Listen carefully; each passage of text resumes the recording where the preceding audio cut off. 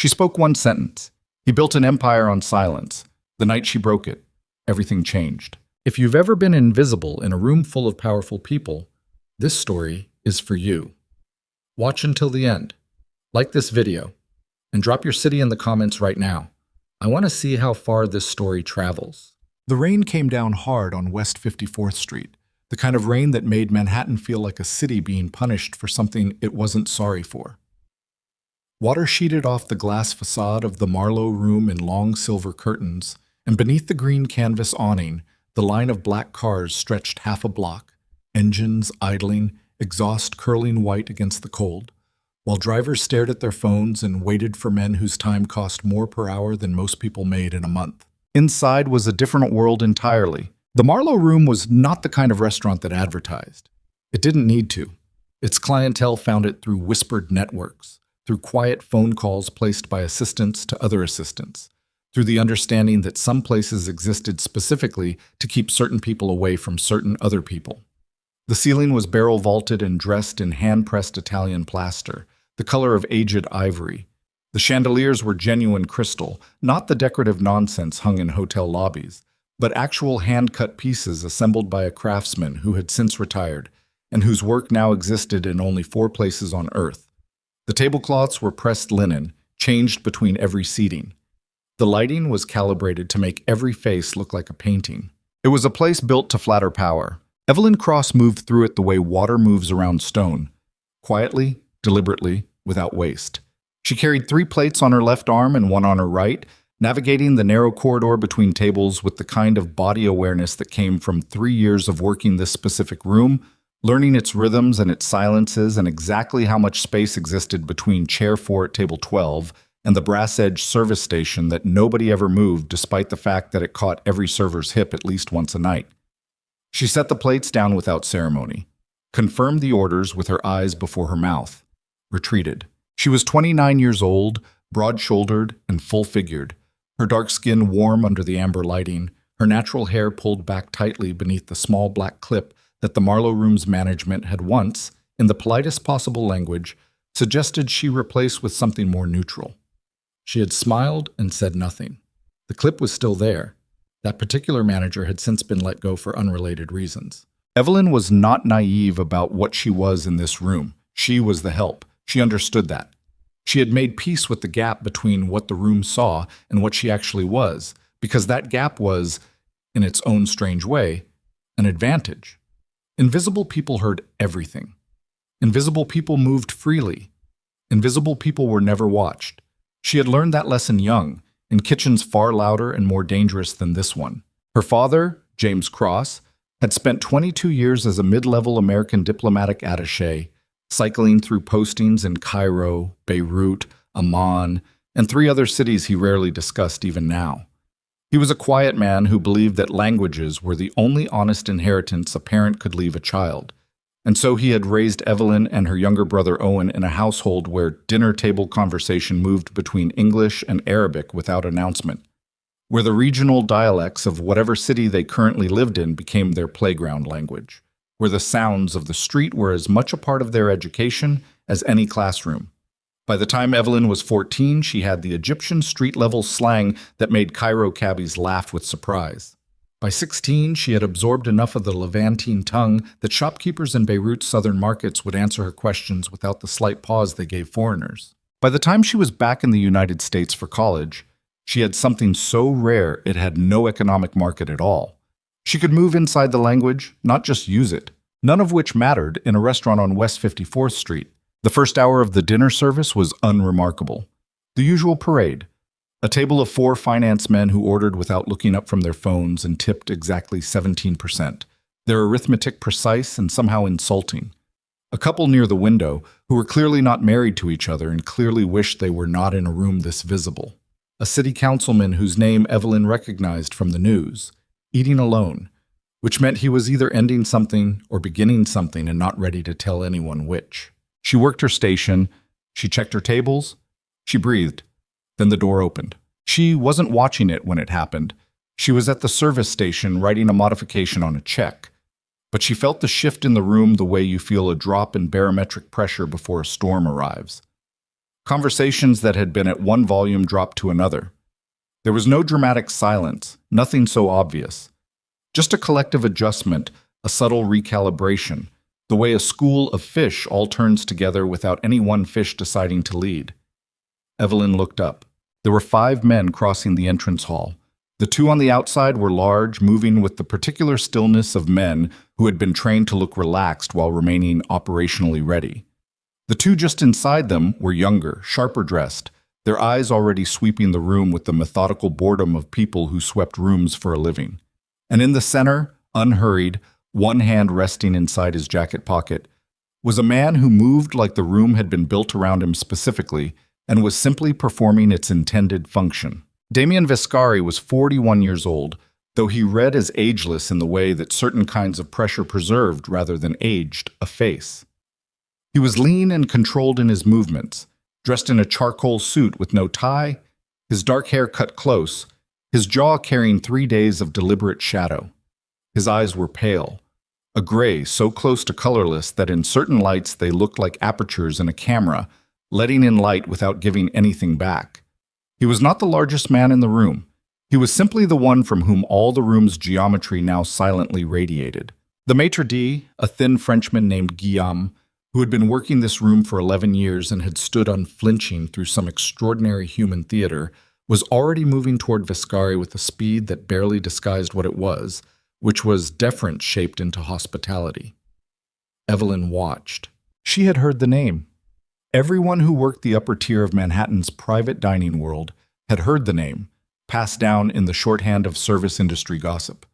Be careful with that table. Be careful with that reservation. That's Viscari's party, and you do not ask questions and you do not hover, and if anything goes wrong, you find your manager before you find your voice. She had filed it the way she filed most gossip, as useful background noise with no direct application to her life. Now, the man was being seated at table 9, which was her station. She felt the specific texture of her own stillness, the way she sometimes went very quiet inside before difficult things. Not fear exactly, alertness. She picked up her order pad, checked that her pen worked, walked over. The table was already in a closed conversation by the time she arrived. Viscari was leaning slightly toward one of the younger men, speaking in low tones about something that dissolved instantly when she stopped at the table's edge. 4 sets of eyes turned to her. Viscari's did not. He was still looking at the man he'd been speaking to, finishing a thought privately, and then he looked up with the unhurried attention of someone who had never in his life felt the need to acknowledge anything quickly. "Good evening," Evelyn said. "My name is Evelyn. I'll be taking care of your table tonight. Can I start with water? Still or sparkling?" "Still," said one of the men immediately. Viscari didn't answer. He was looking at the menu, which he had opened without ceremony, as though he were alone. She ran through the specials. She answered 2 questions from the men flanking Viscari. She poured water. She was efficient and present and entirely invisible, which was exactly what was wanted. She returned to her station and put in the drink orders and thought nothing specific about any of it. The trouble began 40 minutes later. She had the wine, a Barolo that Guillaume had personally selected and that cost more per bottle than 2 of Evelyn's shifts combined, balanced on her service tray as she approached the table. One of the men was telling a story about something that had apparently gone wrong on a construction project in Jersey, and the others were listening with expressions calibrated carefully between amusement and the awareness that whatever had gone wrong was also funny. Evelyn set the tray stand, lifted the bottle, and began the pour. The story crested. The man telling it made a sudden expansive gesture. His elbow caught the edge of her tray. It was a small collision, a fraction of a second interruption in the pour. 1 dark drop of Barolo arced from the bottle's lip and landed on the tablecloth 6 inches from Viscari's right hand. 1 drop. The conversation stopped. Evelyn set the bottle down with a steady hand and immediately reached for the linen cloth at her apron to address the spot. She did not apologize yet because she was already moving, already fixing, because in this room, a fast resolution was worth more than words. She kept her face neutral. Her hands did not shake. Then Viscari spoke. He was looking at the wine drop, not at her. He reached out and touched the edge of the stain with 1 finger, thoughtfully, like a man considering something mildly inconvenient. And then he spoke, not in English, not in French, not in anything the other men at the table would understand, but in Arabic, the particular Cairo-inflected street dialect of a man who had learned the language the way certain men learned useful tools, completely, ruthlessly, for specific purposes. What he said was this: a woman who cannot control a bottle should not be standing near men's tables, or is that too much to ask of the fat ones? It was said quietly, conversationally, the way a person makes a small observation about weather. The two men who understood nothing smiled reflexively because Viscari had smiled slightly. The two men at the flanks showed no reaction because they were not paid to have opinions.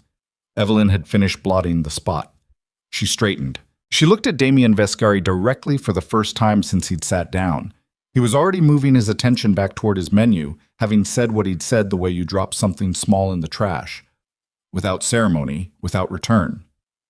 The entire thing had taken 4 seconds. There was a moment, not long, less than 2 heartbeats, in which Evelyn stood perfectly still and felt something move through her. It was not anger exactly, though anger was present. It was something quieter and older, something that had been built in market corridors in Cairo and on back streets in Beirut, and in the particular education of a girl who had learned early that the men who thought they were speaking privately were always the most honest and the most dangerous, and frequently the most wrong. She made a decision. It came with the clarity of decisions made at the intersection of truth and irreversibility. She understood exactly what she was about to do and exactly what it might cost, and she did it anyway because the alternative was to carry the weight of having swallowed it, and she was very, very tired of carrying things she should have set down years ago. She said, in Arabic, in the same Cairo street register he had used, unhurried, her voice low enough that only the table and the silence around it could hear. A real man doesn't hide behind a language he thinks a woman cannot understand. Then she picked up her tray and walked back to her station.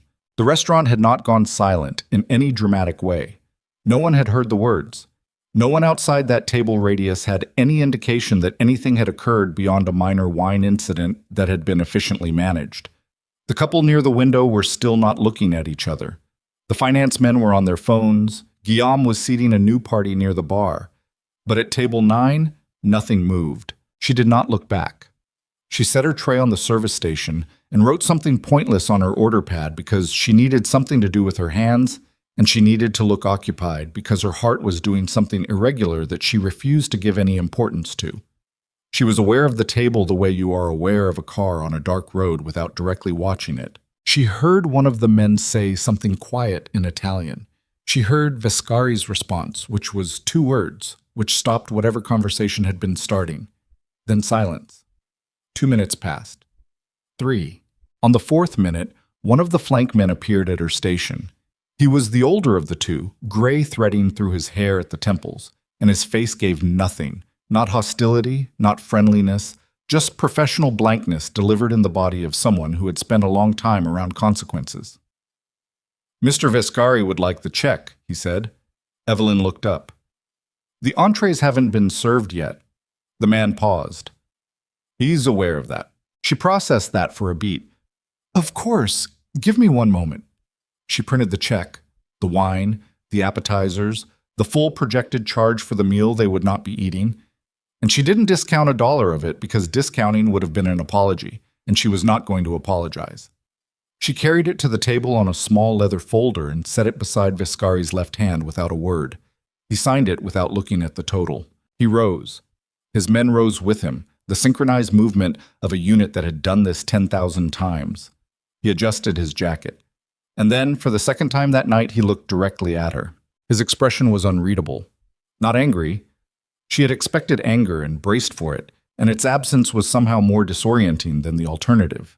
He looked at her with those colorless eyes, and there was something there that she would think about later, alone, when she had the privacy to be honest with herself.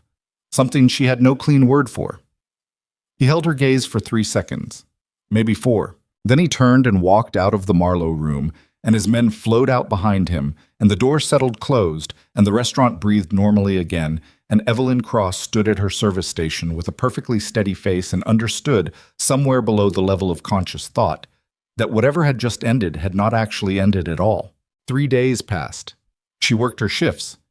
She carried plates. She went home to her apartment in Flatbush.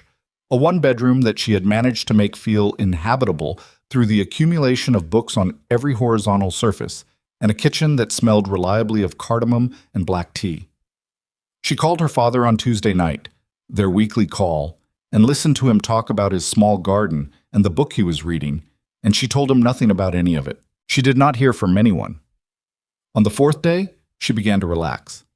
On the fifth day, Guillaume found her in the locker room before the evening service and told her that the Marlowe room had received a private reservation for that night. Full buyout, the entire restaurant, which was something that happened perhaps twice a year and always at prices that made ownership briefly giddy.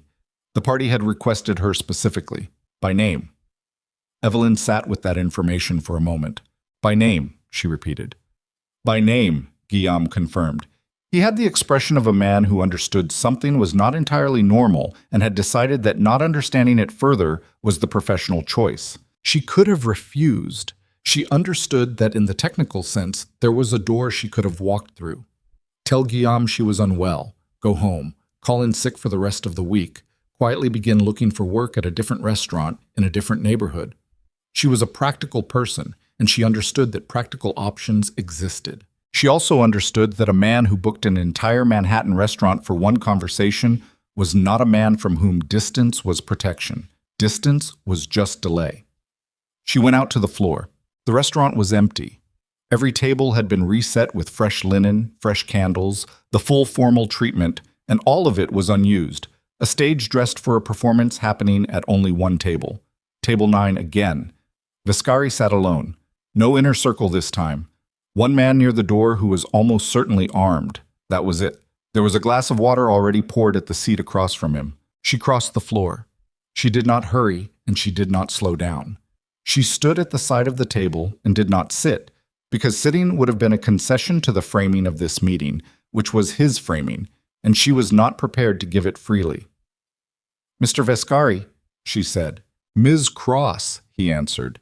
His English carried the faint texture of a European education overlaid on something originally American, the particular blurred geography of a man who had spent significant time in multiple places and belonged entirely to none of them. Sit down, please. I'd rather stand. A very small pause. All right. He looked at her with that same unreadable quality, and she noticed now that it wasn't coldness. Coldness was an absence, a blankness. What she was seeing was something more controlled than that. A man who had learned, at significant personal cost, to keep the volume down on whatever ran underneath. You speak Arabic, he said. Not a question. I speak several dialects, she answered. Cairo, Levantine, some Gulf, enough to get around. Where did you learn? My father was posted in the region for most of my childhood. A diplomat, an attaché, there's a difference. He considered that. Not always. She said nothing. I owe you an apology, he said. The words were clean and undecorated, delivered without the performative humility that apologies from powerful men usually carried. The theatrical self-deprecation that was really just another kind of control. He said it the way he said everything, which was straight and forward, and with the weight of someone who didn't say things he didn't mean. It surprised her. She had not expected that at all, and she had prepared for quite a few things. What I said was disrespectful, he continued. I said it believing you couldn't understand. That doesn't change what it was. I don't make a habit of apologizing, but that required one. She was quiet for a moment. Thank you, she said, because the apology was real and dismissing it would have been its own kind of dishonesty. Sit down, he said again. This time she did. He refilled her water glass from the carafe on the table without asking. It was a small gesture, the kind of thing that meant nothing except that she noticed it, and she noticed it because it was unexpected from a man whose entire presence communicated that things were done for him, not by him. I have a problem, Vescari said. I'm going to tell you what it is. You're going to listen. After that, you can do whatever you want. And if I choose to walk out after listening, then you walk out. His voice didn't change. I'm not going to stop you. She held his gaze. She believed him, which was the strangest part. She believed him the way you sometimes believe a specific kind of dangerous person. Not because danger had been removed, but because you understood that this particular species of power had no need for cheap theater. Talk, she said. He talked. The story he told was precise and stripped of unnecessary detail, the kind of account assembled by a man who had no interest in the color of things, only their architecture. There was a negotiation pending, significant, consequential, with stakes that he declined to fully enumerate, but which she understood from context were large enough to have brought him personally to a Manhattan restaurant to solve a translation problem. The opposing party was an Alexandrian-based organization, significant players in a network that moved certain categories of goods through Mediterranean shipping lanes. Their leadership communicated in a mixture of formal Arabic, regional dialect, and a layered encoded speech that was specific to certain criminal networks operating out of the Egyptian coastal region. A dialect, he said, that his translators had not been able to fully decode. He had run through 3 translators in the past 2 weeks. None of them had the combination of regional fluency and cultural literacy that the communication required. He could not afford to misunderstand, not in this particular negotiation, which was happening in 4 days and which could not be postponed. He had found her name through channels she didn't ask about and didn't want to know. "I'm a waitress," she said when he had finished. "You're a woman who answered me in street-level Cairo Arabic in the middle of a restaurant on West 54th Street," he said. "Don't sell yourself short." "What I am," she said carefully, "is not something that belongs in whatever room you're describing." "Probably not," he agreed. "I'm asking anyway." "No," she said immediately. The word was simple and complete. "No. I appreciate the apology and I understand the problem you're describing, but no. That world is not somewhere I'm willing to go. Find another translator." He looked at her. "I've already told you I can't." "Then I'm sorry for your situation, but the answer is still no." He nodded once, reached inside his jacket, placed a photograph on the table. It was Owen, her brother, 24 years old, baby-faced despite the beard he'd grown in what she suspected was an effort to look older, wearing a blue jacket she recognized from Thanksgiving 3 months ago. He was outside somewhere, caught mid-step, clearly unaware of the camera. Evelyn's hands, which had been folded on the table, went very still. "Your brother has been gambling," Viscari said. His voice had not changed in register or temperature. "Online, mostly. Some of it in rooms, I know. The losses are significant, approximately $240,000, accumulated over 14 months. The debt is held by an organization called Costa's Network, which operates out of Queens. They have determined that your brother cannot repay and have decided to recover the loss through other means." She said nothing. Her throat had closed in the specific way it did when panic was trying to organize itself beneath a surface she was refusing to let it break through. "They have scheduled collection for Saturday," Viscari continued. "In their language, collection means they will send 3 men to wherever Owen is, and they will ensure he is not a financial problem for anyone after Saturday." "You're lying," she said. Her voice was even. She said it the way you say something that you're already afraid is not true. "I'm not," he said. "I have no reason to lie to you. If I wanted to coerce you, I could have found simpler methods." A pause. "I didn't create this situation. Owen made specific choices over a specific period of time, and those choices have a specific consequence. That's the reality." "Then call the police." "The police," he said quietly, "cannot reach Costa's network before Saturday. And even if they tried, the attempt would accelerate Owen's timeline, not delay it. You understand what I'm telling you?" She did. She hated that she did, but she did. She looked at the photograph of her brother in his blue jacket and thought about the Thanksgiving table and her father's voice on the phone and the particular specific weight of a family held together after loss because their mother had died when Owen was 9, and Evelyn had been the one who made sure he ate and got to school and had someone check his homework. And somewhere in those years, she had apparently not done enough. And now here he was in a photograph taken by people she didn't know, and the debt number was $240,000. And the word Saturday sat in her chest like a stone. "What do you want from me?" she said. Her voice had flattened. "One negotiation," Viscari said. "One night. You translate. You help me read what's being communicated beneath what's being said. We survive the meeting, the alliance either forms or it doesn't. You walk away with your brother's debt cleared and his safety guaranteed. And after that? After that, you go back to your life, and I go back to mine." She stared at the photograph for a long moment. "How do I know Owen is still alive?" she said. He He picked up his phone, dialed, handed it to her. Owen's voice came through on the second ring, confused, a little annoyed at the unknown number, asking, "Hello, hello. Who is this?" She said his name. He said hers. She told him she had called from a friend's phone, that her battery was dead, that everything was fine, and she was checking in. She kept her voice normal because she had learned at 14 years old in a market in Cairo that the most important thing you could do in a tense situation was keep your voice normal. She hung up, handed the phone back. Vescari was watching her. "Saturday," she said. "The negotiation is Thursday," he answered. "2 days from now. I'll have someone contact you in the morning with details." She stood. He didn't move to stop her. The man near the door stepped back to give her the room to pass. At the edge of the dining floor, she stopped and turned.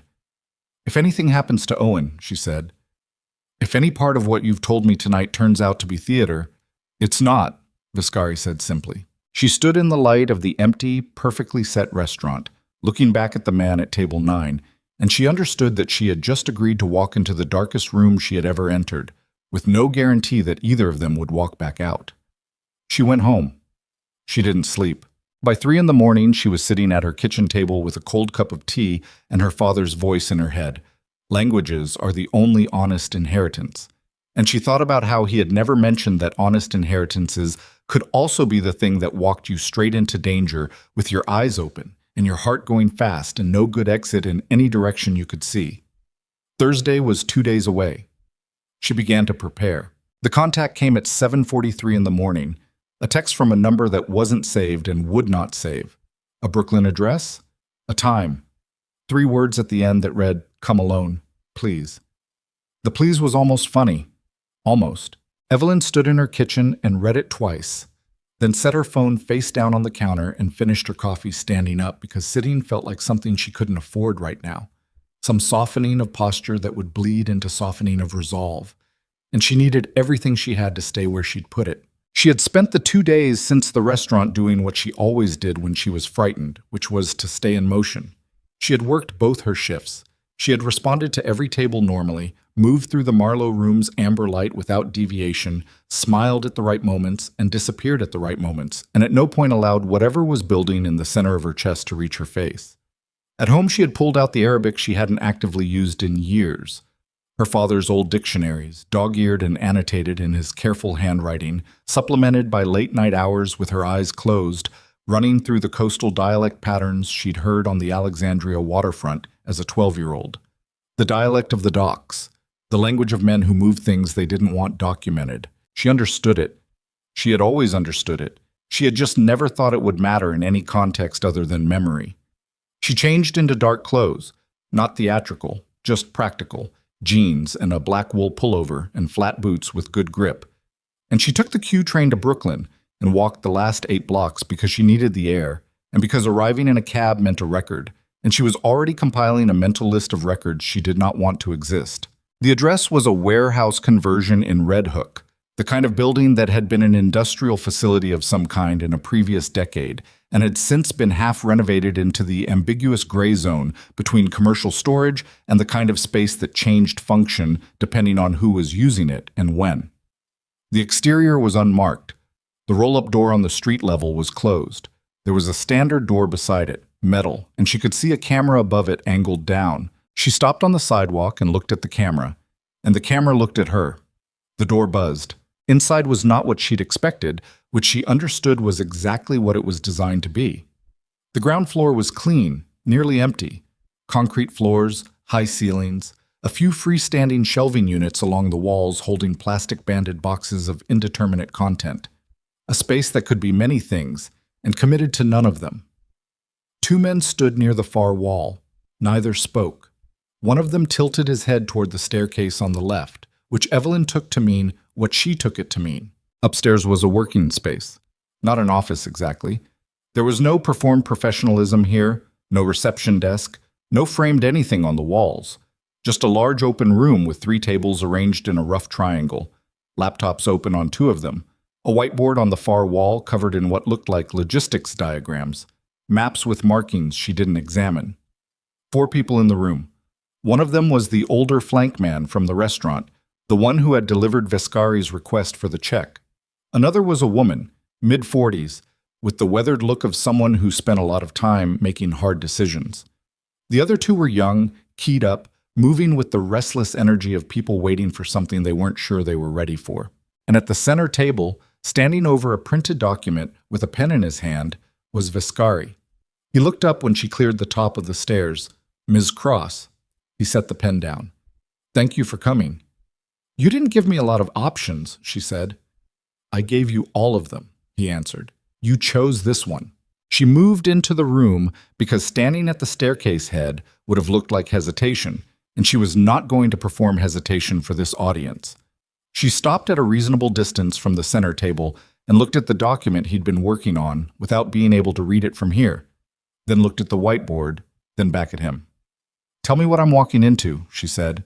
He pulled a chair back from the table, not for her, just moved it, changing the geometry of the space. "Sit." "You said that the last time." "I'm comfortable." Something shifted at the corners of his eyes. Not quite amusement. The woman across the room made a short sound that might have been a cough. "The negotiation is tonight," Viscari said. "Not Thursday." The timeline moved. Evelyn felt the floor of her stomach drop an inch. "You said Thursday." "I know what I said. The other party accelerated. We adapt." His voice carried no apology for this, because in his world, the absence of apology for unavoidable changes was apparently considered professional. "This changes nothing about what you're needed for. It changes my preparation time." "Your preparation time is now." He gestured at the table. "Sit down, please. I'll walk you through everything." She sat. Not because she'd capitulated, but because standing was going to become theatrical if she kept it up and she needed to focus. The older flank man, whose name, she learned in the next 20 minutes, was Caruso, set a folder in front of her. Inside were photographs, most of them surveillance quality, grainy and taken at distance. Men she didn't know, in settings she didn't recognize. Some of the photographs had Arabic text visible in the background, shop signs, vehicle markings. And she placed the geography without difficulty. Alexandria, the Eastern Harbor District. "The organization is run by a man named Fawzi Nasser," Vescari said. "He's been operating out of the northern coast for approximately 15 years. He controls a significant portion of the Mediterranean transit network, which is relevant to several of my interests in a way that I won't detail specifically." He said the last part looking directly at her, the information boundary clean and unapologetic. "Fawzi doesn't travel. He sends his senior representative, a man called Tarek Bishara. Tarek handles all external negotiations personally." "Fawzi doesn't trust video calls?" Evelyn said. "Fawzi doesn't trust anything he can't verify with people he trained himself. Tarek is his verification." Viscari flipped to a specific photograph in the folder in front of her. A broad-faced man in his 50s, clean-shaven, wearing a white shirt in a harbor setting, talking to someone off Timbrasha. Tarek speaks formal Arabic and English, in formal settings. In private, in high-stakes moments, he switches. He uses a coastal dialect mixed with a specific coded register used by certain port networks along the northern African coast. It's not widely understood. Most translators hear it as corrupted regional speech. "It's not corrupted," Evelyn said. She was looking at Tarek's photograph. Viscari waited. "It's a trade language," she said. "The port workers in Alexandria developed it over decades. It's built on Egyptian Arabic base, but it imports vocabulary and syntax from multiple other languages. It shifts register deliberately to signal trust levels. When someone uses it fully, with the deep embedded vocabulary, they're either signaling that they trust you completely, or they're saying something they specifically don't want the other people in the room to catch." Silence for a moment. "Yes," Viscari said. "That's exactly it." "How do you know this?" Caruso asked from across the room. He was looking at her with the expression of a man recalibrating something. "Because I spent a summer on the Alexandria waterfront when I was 12 years old," Evelyn said. "My father was doing consulate liaison work. I was bored and I talked to everyone." She looked back at the photograph. "The fishermen and dock workers used it. Some of them found it funny that I could follow it. Some of them didn't." The woman across the room had moved closer during this exchange, she noticed. Not intrusive, just repositioning, the way someone does when they want a better angle on something that's become interesting. "I'm Rena," the woman said. She didn't offer a surname or a role. Evelyn, I know. A pause. I pulled your background when Damien brought your name to the table. Diplomatic family, multiple postings, Georgetown undergrad, 3 years in the restaurant industry after a graduate program you dropped out of. Another pause, this one more considered. What was the graduate program? Evelyn felt the specific texture of an old wound being touched without permission. International policy, she said. Georgetown. I left in the second year. Why? My mother got sick, she said, and then she died. And after that, I didn't have the architecture for academic life anymore. She kept her voice level. Is this relevant to tonight? Rena held her gaze for a moment, then stepped back. No, she said. Just context. Evelyn looked back at Viscari. He had been watching this exchange without expression. The meeting is tonight, she said. Where? Brooklyn waterfront, he said. A shipping terminal. We have it secured. How many people from their side? We're expecting Tarek and 3 others. Our count is similar. The environment is controlled. Controlled, she repeated. You use that word like it means something reliable.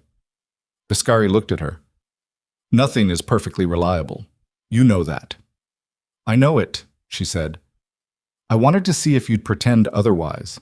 The 2 young men near the back of the room exchanged a look. Caruso's face remained professionally neutral. Rena was watching Evelyn with something that might have been the very early formation of respect. Viscari said nothing for a moment, then, I don't pretend. It wastes time. He moved around the table and sat across from her, which shifted the meeting's geometry entirely. No longer a briefing where he stood and she sat, but something more direct. Here's what I need. I need you beside me during the negotiation. Not behind me, not across the room. Beside me, within hearing range of everything Tarek says, publicly and privately. If he shifts register, if he starts coding, you catch it and you tell me. Not loudly, not obviously. You find a way to communicate it without Tarek's people knowing you understood. And if I can't do that without being obvious, then we improvise. That's not a plan, she said flatly. It's a contingency, he said. Plans are for situations that cooperate. She pressed the pads of her fingers against the edge of the table and thought. She thought about the coded register, the deep vocabulary, the dialect that sounded like noise to outside ears and was in fact an extremely efficient information channel for anyone who'd grown up around it. She thought about Tarek Bishara's broad face in the photograph and the way certain kinds of men communicated under pressure, not with their words, but around them, in the architecture of what they chose to say and what they allowed to sit in silence. She thought about Owen in his blue jacket and the sound of his voice on the phone and the number 240,000 and the word Saturday. I have a condition, she said. Viscari waited. Owen doesn't know I'm doing this, she said. Whatever you've arranged regarding his debt, it happens without him knowing it came from me or from you. It gets cleaned up through a channel he'll believe is legitimate. A payment arrangement, an error, whatever your people need to construct. He doesn't carry the knowledge that his sister walked into something like this on his behalf. She paused. He'd spend the rest of his life destroying himself with the guilt, and I won't do that to him. Viscari looked at her for a long moment. The look was not calculating. She'd seen calculating, knew the slight cast of a person running numbers. This was something different. He was simply looking at her directly, with an attention that had no performance in it. Done, he said. I want that confirmed before tonight, she said. Not your word. Confirmation that the arrangement is already in motion. He picked up his phone, made a call, spoke 2 sentences, handed her the phone. The voice on the other end, a man, businesslike, uninterested in context, confirmed that the Costa Network debt attributed to Owen James Cross had been purchased and retired as of this morning, and that no further collection action would be taken, and that the record of the debt itself was being restructured through a legitimate financial channel that would present to Owen as a clerical adjustment on a loan account. She handed the phone back. She realized her hands had been shaking slightly under the table for the last several minutes, and she had not allowed it to surface anywhere visible, and now she made a deliberate effort to relax them flat against her thighs. Tonight, she said. What time? Car picks you up at 9, Viscari said. Dress plainly. Nothing that will slow you down.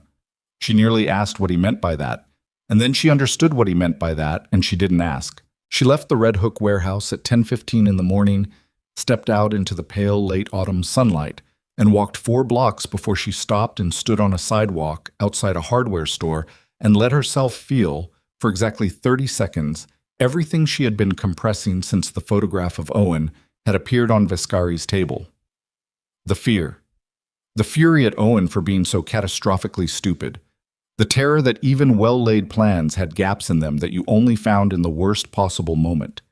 The strange, disorienting sensation of being a person who had carefully built an ordinary life and was now standing very far outside it. 30 seconds. She counted them. Then she started walking again. She spent the afternoon the way soldiers spend the hours before something, not rehearsing, because over-rehearsal created rigidity, and rigidity in fluid situations was how people got hurt. Instead, she moved through her apartment doing ordinary things with her full attention. She made food and ate it. She reviewed what she knew of the dialect in the easy, organic way, not drilling, but letting it sit in the front of her mind like a language she was living in. She showered. She laid out the clothes she would wear. At 6 in the evening, her phone rang. The number was Owen's. She picked up. "Ev," he said. He sounded strange, slightly breathless, slightly bewildered, in the specific way of a person who has just received news they don't understand. Something happened. She kept her voice completely even. "Yeah? What happened?" This is going to sound insane, but I got a letter from this financial services company today about the account situation I had." His voice dipped on those last words the way it always did when he was ashamed of something, the dip so familiar to her she could feel it in her sternum. "They're saying there was some kind of administrative restructuring, that the balance was cleared through a consolidation process?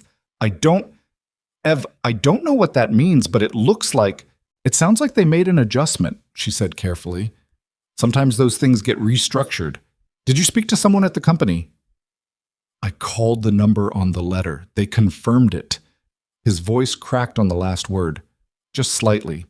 The specific crack of someone who has been carrying a very heavy thing and has just been told to set it down.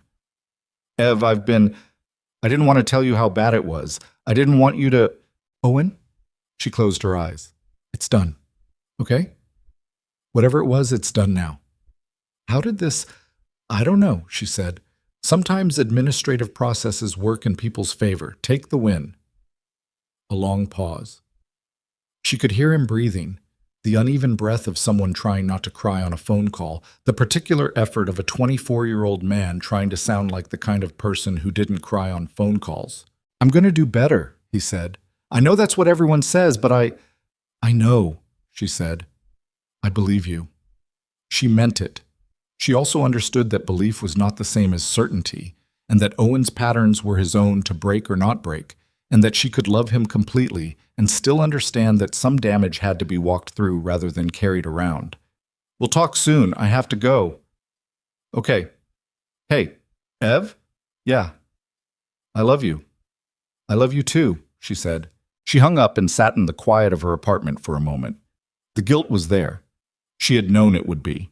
The particular guilt of a person who has done a necessary thing through an unclean channel and cannot tell the person it was done for, and who must now carry that gap for as long as the gap exists.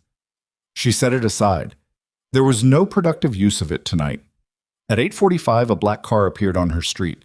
She went downstairs, got in. Caruso was driving. No one else. He handed her a small earpiece without speaking. She looked at it. "If the situation becomes unstable," he said, "you'll hear my voice. Follow the instruction immediately and without discussion." He met her eyes in the rearview mirror. Mr. Vescari was very specific on that point. "What counts as unstable?" she said. "You'll know," Caruso said, and started driving. The terminal was into the part of Brooklyn's waterfront that the renovated waterfront had not yet reached. The part that was still actively industrial, still smelling of salt water and diesel and the specific mineral sharpness of metal exposed to sea air for decades. The car rolled through a gate that opened for them without communication and moved across a wide concrete apron toward a warehouse structure with light leaking from its high windows. Inside, the space was vast and only partially inhabited by the meeting's participants. Steel shipping containers were stacked 3 and 4 high along the walls. creating corridors and shadow pockets, and the particular echo chamber of a space with too much hard surface and not enough absorption. The lighting was industrial. Overhead fixtures on long drop cords, spaced widely enough that the intervals between them were nearly dark. Viscari was already there, standing with Rena and two others she hadn't met. He had changed into something darker, more functional. He looked up when she came through the door and crossed to her directly, which had the effect of separating her from Caruso before she'd had time to fully take in the space. "How are you feeling?" he said quietly. "I'm here," she said. "That's the answer." He looked at her face with the directness she'd already cataloged, the complete attention, the absence of performance. "If something goes wrong tonight," he said, at a volume only she could hear, "your priority is yourself, not the negotiation, not me. You understand?" She opened her mouth to answer. The door at the far end of the warehouse opened. Tariq Bashara walked in looking exactly like his photograph except larger, a broad, deliberate man who moved like he had learned to take up space strategically, like space was a resource he'd been trained to manage. He had 3 men with him. They spread into the warehouse the way liquid spreads into a vessel, finding positions at the edges without being directed to them. Tariq's eyes swept the warehouse once and settled on Viscari with the professional recognition of one significant person encountering another. Then his gaze moved to Evelyn. He looked at her for exactly 2 seconds, a rapid, skilled assessment that registered her entirely and filed her with a categorization she could feel without hearing. And then he looked back at Viscari with an expression that was entirely neutral. Viscari moved toward him and Evelyn moved with him, 1 step behind and to the left, close enough to hear everything, far enough back to read, as staff rather than principal. The 2 men shook hands, brief, professional. "Tariq," Viscari said. "Damien." The name came out of Tariq's mouth with the slight flattening of a man who had learned English as a 3rd or 4th language and carried its rhythms comfortably without ever quite losing the structure of something older. "I appreciate the meeting. The revised timeline was necessary. I hope it wasn't an inconvenience." "Not at all," Viscari said. They moved to the center of the warehouse where Caruso had set up a table with documents and a laptop. The negotiation began. For the first 40 minutes, it was formal, English throughout. Viscari and Tariq moved through the terms with the precision of men who had both done this before, the specific vocabulary of agreements constructed carefully to mean one thing on paper and another thing in practice, built from language designed to survive legal scrutiny while describing activities that wouldn't. Evelyn stood where she was positioned and listened with everything she had, and heard nothing in those 40 minutes that wasn't exactly what it appeared to be. She was beginning to think that she had been brought here for something that wasn't going to happen. Then Tariq paused mid-sentence. He turned his head slightly toward one of his men. Not dramatically, just a fractional turn, a private coordination. And he said 4 words. 4 words in Arabic, but not formal Arabic, and not even the standard dialect. The register dropped completely, down into something thick and compressed and coastal, the vocabulary ancient and specific. The phrasing folded in on itself the way that dialect did when it was working. The words were, "Check the walls first." Evelyn heard them. She heard them and understood them and felt a cold sheet of something run from her shoulders down to the base of her spine, because those 4 words were not a casual direction to a subordinate. In that specific register, in that specific context, "check the walls first" was a coded instruction. It was the phrase used on the Alexandria docks when a deal was about to turn hostile, the signal to survey the space for exits and positions before the moment of action. It was reconnaissance language. It meant, we are preparing for something other than a conversation. She was standing beside Viscari. She turned her head toward him in what she hoped looked like a natural adjustment, and she said very quietly, without moving her lips more than necessary, "They're scoping the room." Viscari's face didn't change. "Certain?" he murmured. "Yes." He continued looking at Tariq. His hand, which had been resting on the table beside the documents, moved a 1/4 inch. She didn't see what signal that was or who it was for. Tariq was speaking in English again, smooth and unbroken, discussing payment timelines, as if the 4 words had never happened. One of his 3 men had begun moving slowly along the far wall, doing an impersonation of someone stretching their legs that would have been convincing to anyone who hadn't just heard a native instruction to do exactly that. Evelyn watched Tariq's face. He was looking at Vescari with the comfortable attention of a man engaged in negotiation. His right hand was at his side. In the coastal register, check the walls first always preceded one of two things: a withdrawal or a move. And men who intended to withdraw didn't send a representative. They sent a message. Tarek Bishara was in this room because Fawzi Nasser had sent him to be in this room, and Fawzi did not send Tarek to deliver withdrawals in person. Evelyn felt the air in the warehouse change. It was not a sound. It was not a visible movement. It was the quality of stillness that precedes a very sudden thing, the specific atmospheric pressure of a moment that has already been decided by the people with the most information and has not yet communicated itself to the people with less. She leaned the smallest possible distance toward Vescari. "We need to," she began. The lights went out. Every overhead fixture in the warehouse dropped simultaneously, plunging the space into the near-complete darkness of a building with no windows and a clouded night sky beyond its walls. In that darkness, she heard the unmistakable mechanical sound of weapons being drawn from holsters and readied, a sound she had never heard before in her life and recognized instantly from every animal instinct she possessed.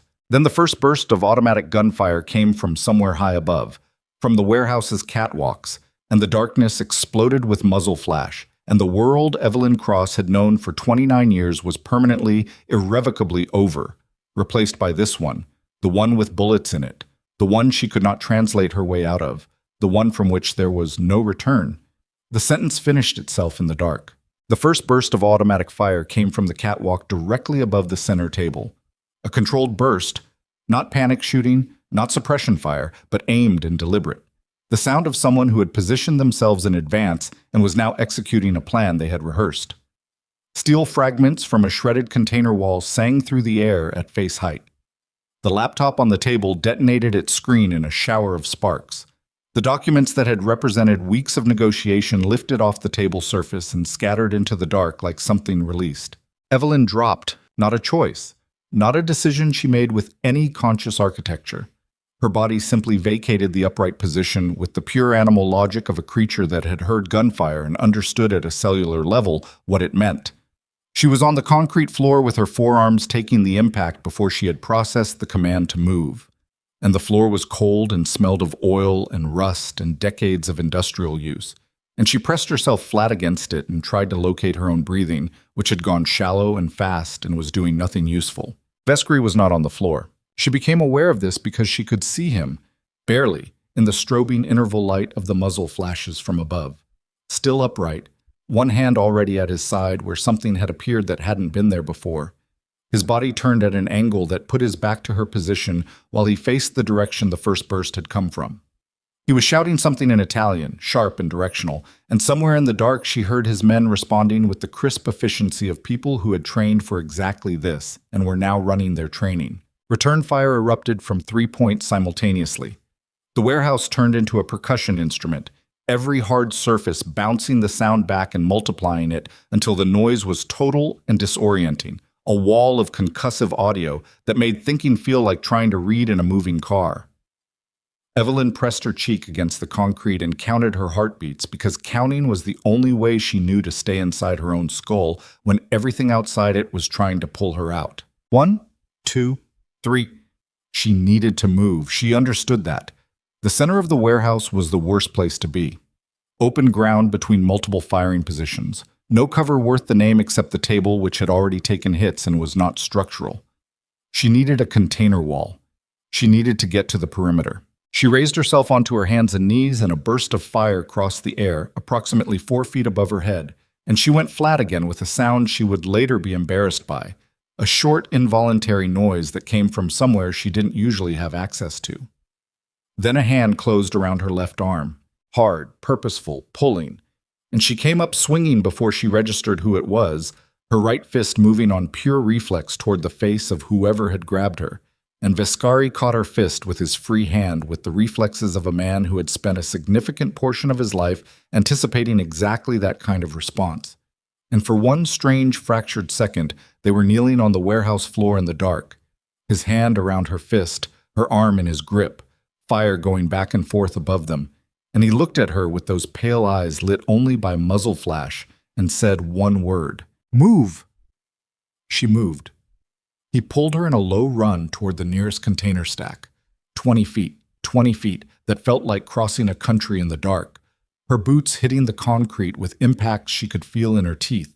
Rounds striking metal surfaces around them with sounds like hammers on bells.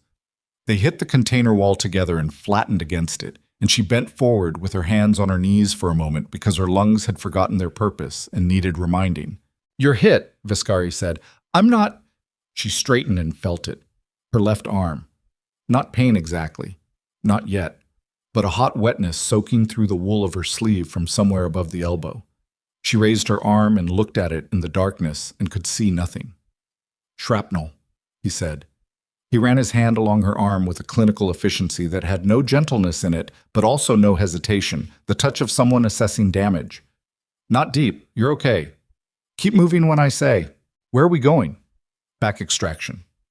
He was looking past her at the warehouse interior, coordinating something she couldn't see with men she could only hear. "There's a vehicle on the south side, 60 feet. Through that?" She gestured at the dark center of the warehouse where the firefight was producing its own dismal light. "Not through it. Around." He turned to look at her directly. "Stay inside my left shoulder. If I push you down, you go down and you don't come back up until I tell you. Understood?" "Where's Tarek?" Viscari's expression shifted. In the fragmentary light, it was difficult to read, but she caught something. A tightening around the eyes, a compression in the jaw. "Gone," he said. "Gone how?" "He was at the extraction point before the lights went out," Viscari said. "His own extraction point. On the south wall." A pause. "He was already gone when his men opened fire." She stood against the container wall in the thundering dark and let that land. Tarek had left before the ambush started, which meant Tarek hadn't been ambushed, which meant Tarek had known. "This was the plan," she said. Not a question. "Yes." The negotiation was never real. "The negotiation," Viscari said, and his voice had a quality she hadn't heard in it before. Not anger, something colder than anger, something that had been refined past heat into a mineral hardness that lived below temperature, was a delivery mechanism. They needed me in a specific building at a specific time. The rest was theater. "Someone told them you'd be here," she said. He didn't answer. "Damien." The name came out of her with a sharpness she hadn't planned. "Someone on your side told them." He was looking at the warehouse interior. His jaw moved once. "Later," he said. "There's someone in your organization. Later." The word landed with a finality that closed the topic the way a door closes when there's weight against it. He looked back at her. "Can you run?" "Yes." "Then run." They moved along the container wall, Viscari a half step ahead and to her right, creating a geometry that put his body between her and the open warehouse floor in a way she recognized immediately as deliberate, and deliberate in a way that had nothing tactical about it. He wasn't positioned there because it served the extraction. He was positioned there because he had decided to be, and she filed that without examining it because this was not the moment. The firefight was shifting. Viscari's men had suppressed the initial catwalk position. She could hear it in the change of firing rhythms, the return fire growing more organized while the incoming fire from above had dropped in frequency. Someone was gaining control of the space, but there were still rounds moving through the air in patterns she couldn't map, and the darkness and the smoke beginning to fill from the upper levels made navigation a process of controlled uncertainty. They passed a break between container stacks, and Evelyn saw, briefly illuminated by a burst of return fire, one of Viscari's young men down on the concrete, not moving, his arm extended at an angle that suggested he had been reaching for something when he fell. She did not stop. She understood that stopping was not an option, and she moved past it and put it somewhere she would have to go back to later, the way you flag a wound you can't address yet. 60 feet became 40, became 20. The south wall of the warehouse had a personnel door smaller than the roll-up, framed in old steel, and through its gap she could see the blue-black of the night sky outside and the rectangular outline of a vehicle with its engine already running. Caruso was at the door. One of the other men she didn't know was beside him. Both looked like they had already paid for something tonight and were prepared to keep paying. "We need to move now," Caruso said. His voice was fully operational, no register shift at all. The voice of someone who had been in warehouses with gunfire in them before and had developed a reliable method for not dying in them. South Gate, 60 seconds. They went through the door. The night air hit her like cold water. She had not known how hot the warehouse had become, how much heat the bodies and the weapons and the fear had generated in that space, and outside the cold was immediate and clarifying. She pressed her hand over the cut on her arm and kept moving toward the vehicle, a dark SUV with its headlights off, and she got in the back left. Viscari got in the back right.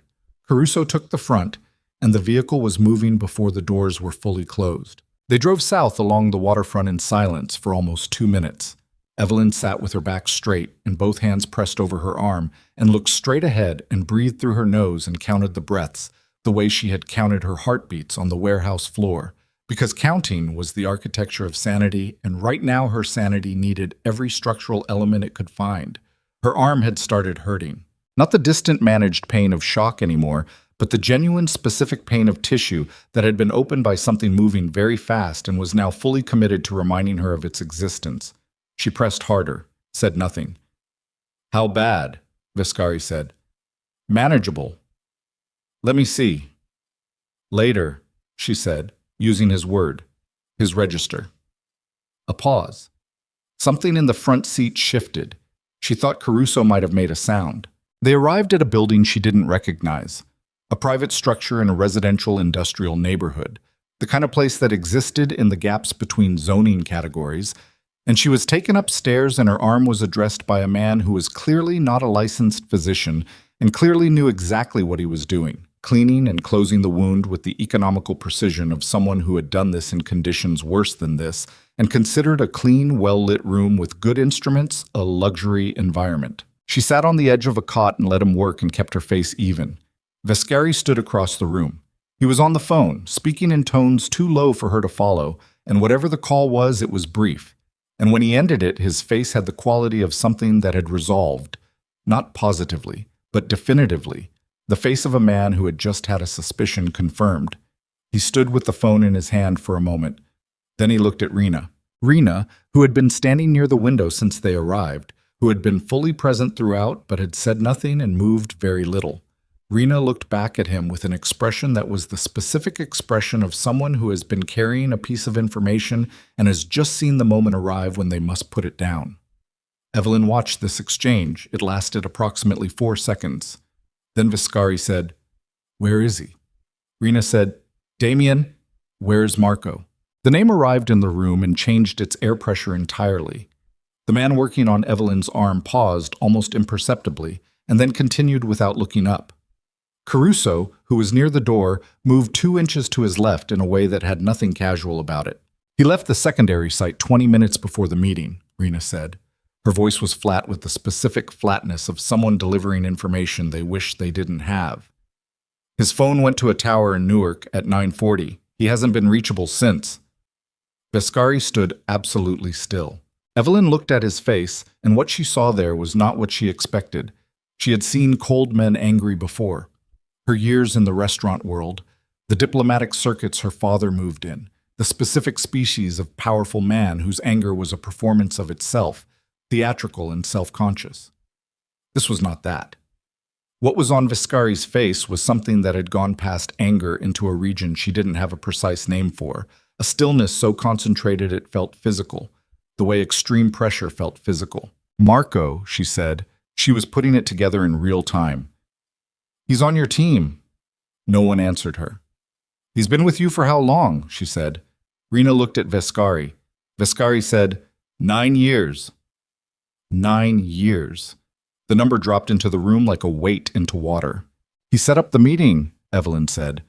She was not asking. She was following the logic the way you follow a thread in a damaged fabric, pulling gently until the pattern reveals itself. "The Alexandrian contact. He's the one who brought Tarek's people to the table." "Marco managed the outreach on this negotiation," Rena said carefully. "He was the one who verified Tarek's credentials, established the communication channel. He built a door," Evelyn said, "and put Damien on the other side of it, and gave Tarek's people the key." Silence. She looked at Viscari. He was still standing in the same position, the phone in his hand, his face carrying that compressed stillness. There was a muscle in his jaw working slowly. Not from anger, she thought, but from the effort of processing something that had structural implications, the way a building processes a fault in its foundation, everything above it subtly shifting. 9 years. She had known Owen for 24 years, and the thought of him as a source of this kind of damage still lived in the category of the imaginable, but barely. 9 years of a professional alliance. She didn't know what that looked like from the inside of this world, but she understood that trust, at whatever level it existed here, was a different order of investment than money or time. Betrayal at that depth didn't just break a plan.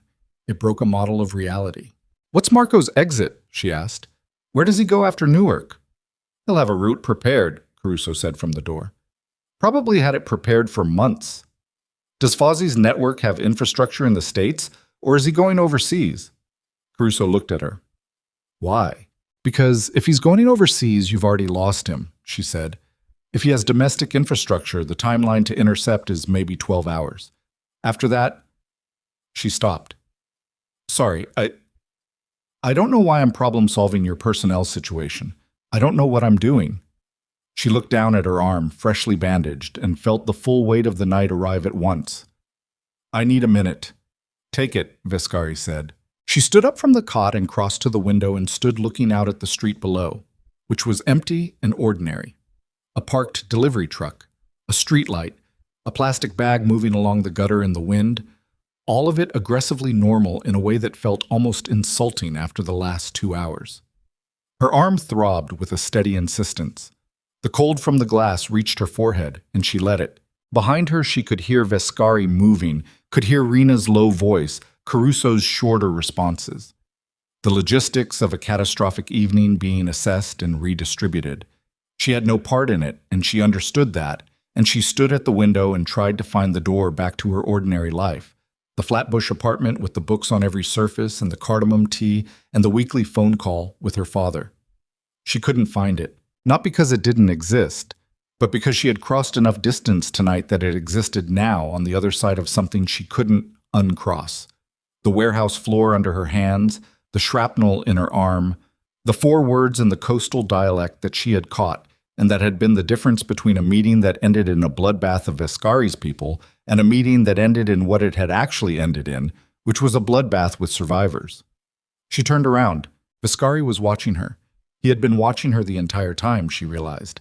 Even when he was talking to Caruso and Rena, some portion of his attention had been allocated to her, monitoring, not intrusively, but with the consistency of someone who had decided she mattered and acted accordingly. "You want to tell me something," she said. "Not tonight." "Tell me anyway." He crossed the room. Not quickly, but with the directness she'd learned to recognize as his particular mode. When he moved toward something, it was because he had decided to move toward it, and the decision was already complete. He stopped 2 feet from her, which was close enough that she was aware of the specific physical reality of him. The controlled breathing, the contained energy of a man who had been in a firefight 2 hours ago, and was running on something that was not adrenaline anymore, but was not calm either. "What I'm about to tell you," he said, "makes your situation more complicated. It's already complicated. More complicated than that." He held her gaze. "When I found Marco's communication trail tonight, the messages to Tarek's network, there was secondary traffic, a secondary channel that Marco was running." She waited. "He wasn't just selling the meeting location," Vescari said. "He was selling a full operational profile, every person in my circle, their identities, their roles, their exposure." A pause. "Your name was in the file, Evelyn. Your full name, your address in Flatbush, your employment history, your family information." She felt something move through her that had no single name. It was made of several things at once, and none of them were calm. "Owen," she said. "Owen's debt retirement was handled cleanly and should be untraceable back to me," Vescari said. "But if Tarek's network has your background file, they know about your brother. They know he exists. Whether they consider him useful leverage depends on how tonight resolves from their perspective." She stared at him. "You need to move him," Vescari said. "Tonight. I can have people at his location within 40 minutes who will move him somewhere safe, somewhere that has no connection to either of us, until this situation is resolved." "Where is he right now?" "Still at his apartment in Astoria, as far as we can tell." "I need to call him. You call him and tell him nothing about why, Vescari said. You tell him you need him to go with the people who contact him, that it's temporary, that you'll explain later. He won't. He'll do it if you tell him to, Vescari said. Not a challenge. A statement of fact about a sibling dynamic he had apparently studied. She hated how right he was. She hated the totality of how deep inside her life this had gotten, starting from one spilled drop of wine on a tablecloth in a restaurant on West 54th Street. She hated that she was standing in an unfamiliar building in an unfamiliar neighborhood with a bandaged arm and her brother's safety in the hands of a man she had known for less than a week. She picked up her phone, dialed Owen. He answered on the third ring, sleepy, confused by the hour. She kept her voice even. She told him she needed him to do something without explanation, that she would explain everything later, that some people were coming to his door and he needed to go with them, that it was temporary. She told him it was important, and then she told him it was the most important thing she had ever asked him. He said her name with a shape that meant he was frightened. I know, she said. Go with them. I'll call you in the morning. She hung up and stood holding the phone, and then set it face down on the windowsill because she needed to not look at it. Resolved, Vescari said quietly. He had already been on his phone, the parallel operation running. She nodded. I have to ask you something, he said. She looked at him. Marco knew your name was on the operational file before tonight, he said. He had the full profile for at least 2 weeks. The question I need to understand is whether anything occurred in the last 2 weeks. Any contact, any approach, anyone you didn't recognize asking questions about your background or your work or your family? No, she said. Think carefully. I am thinking carefully. No. She paused. Why does that matter now? Because the file Tarek's network has on you is detailed enough that they'll consider you a loose end, Vescari said. Not just someone who happened to be present. Someone who heard what you heard in that warehouse and who can identify Tarek's method. His dialect, she said. His dialect, his signaling system. The coded register you decoded in 4 seconds, and that my translator spent 2 weeks not decoding. A pause. You are now, whether you chose to be or not, a person with specific dangerous knowledge. Tarek's network will not let that walk around unchecked. The room was quiet. Evelyn stood at the window and felt the shape of her new situation arrange itself around her with the terrible clarity of something that was no longer in motion but had settled into its final form. She had walked into the warehouse as a favor, a transaction. One night, in exchange for her brother's safety, a clean exit afterward, returned to Flatbush and cardamom tea and the ordinary life she had built on the wreckage of leaving graduate school. She was not walking back to that life, not because Vescari was preventing her, not because of a threat or a bargain or any of the architecture of coercion she had been prepared to navigate, but because the coastal dialect she had absorbed on an Alexandria waterfront at age 12 had placed her, permanently and without appeal, inside a story she could not exit, and the only direction left was through. She turned away from the window. What do you need from me? She said. Vescari looked at her for a long moment, then, more than I have the right to ask. Tell me anyway. He told her, and as he spoke, the outline of what came next, the shape of the operation that would have to be run to find Marco before Marco disappeared, to intercept Tarek's network before it reorganized around its new intelligence, to prevent the cascade of consequences that the betrayal had set in motion. She listened with everything she had, the same total attention she had brought to the Arabic dictionaries at 3 a.m, the same attention she had brought to the warehouse floor, and she understood that the woman who had walked into the Marlowe room 3 days ago to carry plates under crystal chandeliers was not the woman standing in this room. That woman had been careful, contained, had learned to make peace with invisibility. This one was not going back to she was not going back to anything. The sentence completed itself somewhere below conscious thought, and she let it complete, let it settle into the specific density of a decision that had already been made and was now simply being acknowledged. Vescari had finished speaking. The room had the quality of a held breath. Caruso was at the door. Rena was at the table with a laptop open and maps pulled up on the screen. Newark, the corridor south toward the Port Authority crossings, 3 red markers she hadn't placed but understood. Marco's route, Evelyn said.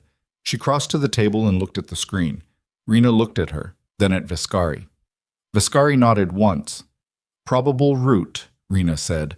We have him at the Newark Tower at 9:40.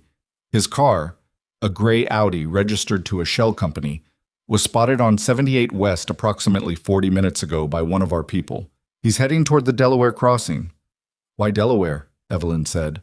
Because from Delaware he has three options, Rena said. He can go south toward the Virginia coast where Fozzie's network has a secondary infrastructure. He can go to Philadelphia International and be on a flight to anywhere in the world in under 2 hours. Or he can go to a specific address in Wilmington that we've flagged as a network property. Which is most likely? Flight, Caruso said from the door. No, Viscari said. Everyone looked at him. Marco won't fly commercial, Viscari said. His voice had the quality of a man reading someone he had spent 9 years learning. He doesn't trust departure records. He'll go to Wilmington, pick up a document package, and then go to a private maritime connection on the Delaware coast. Fozzie has a boat network. Marco knows it. He'll go out by water. How long to Delaware, Bum? Evelyn said. 90 minutes if we leave now. And if we're wrong about Wilmington? Viscari looked at her. Then we're wrong. She looked at the map. She looked at the 3 red markers and the gray line of the highway running southwest, and thought about Marco, a man she had never met, a man who had spent 9 years inside Viscari's organization and then spent months building a door in its wall, who had put her name and address in a file that had passed through Tarek Bishara's hands and from there into Fozzie Nasser's network, a file that contained Owen's existence and her father's name and her apartment in Flatbush. She thought about this man on the warehouse floor with his arm extended and not moving. Let's go, she said. There were 2 vehicles, Viscari, Evelyn, and Caruso in the first. 2 of the surviving men. She had learned their names in the building, Santos and Keel, in the second. They moved out of the building at 11:40 and hit the highway south with the specific urgency of a convoy that was not using sirens and not attracting attention, and was moving fast anyway. The way competent people moved fast, which was with discipline rather than noise. Evelyn sat in the back seat and held her bandaged arm against her body and watched the highway lights stream past and tried to organize everything she knew about what was ahead. The arm hurt with a steady metronomic pulse that she had established a working relationship with, not ignored, not surrendered to, just incorporated the way you incorporated weather. Viscari sat beside her. He had not spoken since the building. He was looking forward, through the windshield, at the highway unspooling in the headlights, and she was aware of the weight of his silence in the way you were aware of pressure, not as discomfort, but as a physical presence. Tell me about Marco, she said. A pause. Why? Because I'm going to be in the room with him, and I need to understand what I'm looking at. Viscari was quiet for a moment. He came up in the organization when he was 22, ran logistics. Good at it. Very good. The kind of organizational competence that doesn't announce itself, just makes everything around it run cleaner. I moved him up because he was reliable in situations that required reliability. A pause. He was with me in a very bad situation in Palermo approximately 6 years ago. The kind of situation where you learn what someone is. I thought I learned what he was. What did you think he was? Someone who stayed, Viscari said, through a thing that most people don't stay through. She looked at the side of his face in the passing highway light. What changed? I don't know yet, he said, and that bothers me more than the betrayal. She understood that. The knowing mattered, not for closure in the sentimental sense, but because an unexplained betrayal was a diagnostic failure, a gap in the model, and gaps in the model could contain other Marcos she hadn't identified yet. Money? She said. Possibly, or fear. Fozzie's network applies pressure in specific ways. If they found something on Marco, a debt, a mistake, a person he cared about, they would have used it. A pause. That doesn't excuse it. No, she said, but it explains the shape of it. He turned and looked at her. She held the look for a moment and then looked back at the highway because there was something in his direct attention that required a certain amount of preparation that she didn't currently have. The Wilmington exit came at 1:17 in the morning. Rena had sent an address to Caruso's phone, a commercial property in the northern district of the city, a converted auto repair facility that had passed through 3 ownership shells in the last 4 years, and now existed on paper as a storage and logistics company with no clients worth documenting. They drove past it once without stopping. From the outside, it looked dormant. Dark windows, a roller door down, one exterior light on a timer giving the appearance of basic security. But Caruso pointed to the southeast corner of the building, and she could see, between two parked trucks, the rear corner of a gray Audi. "He's here," Caruso said. Viscari said nothing for a moment. Then, "Keel takes the northeast corner. Santos on the south exit. We go through the front. Nothing fires until I give the word." "And if he's not alone?" Evelyn said. "He won't be armed," Viscari said. "Marco is not a shooter. He's a logistics man. But there may be network people present." She looked at the building. "What do you need from me in there?" Viscari looked at her steadily. "Marco's contact in Fozzie's network is a man named Adele.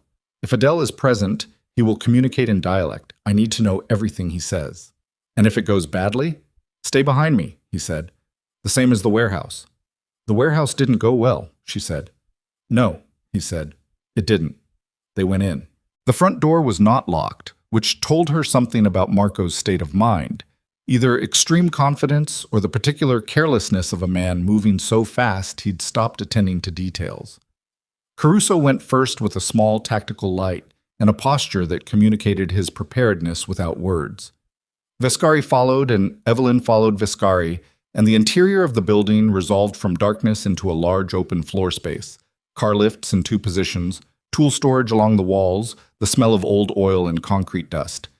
And at the far end, past a partition, light.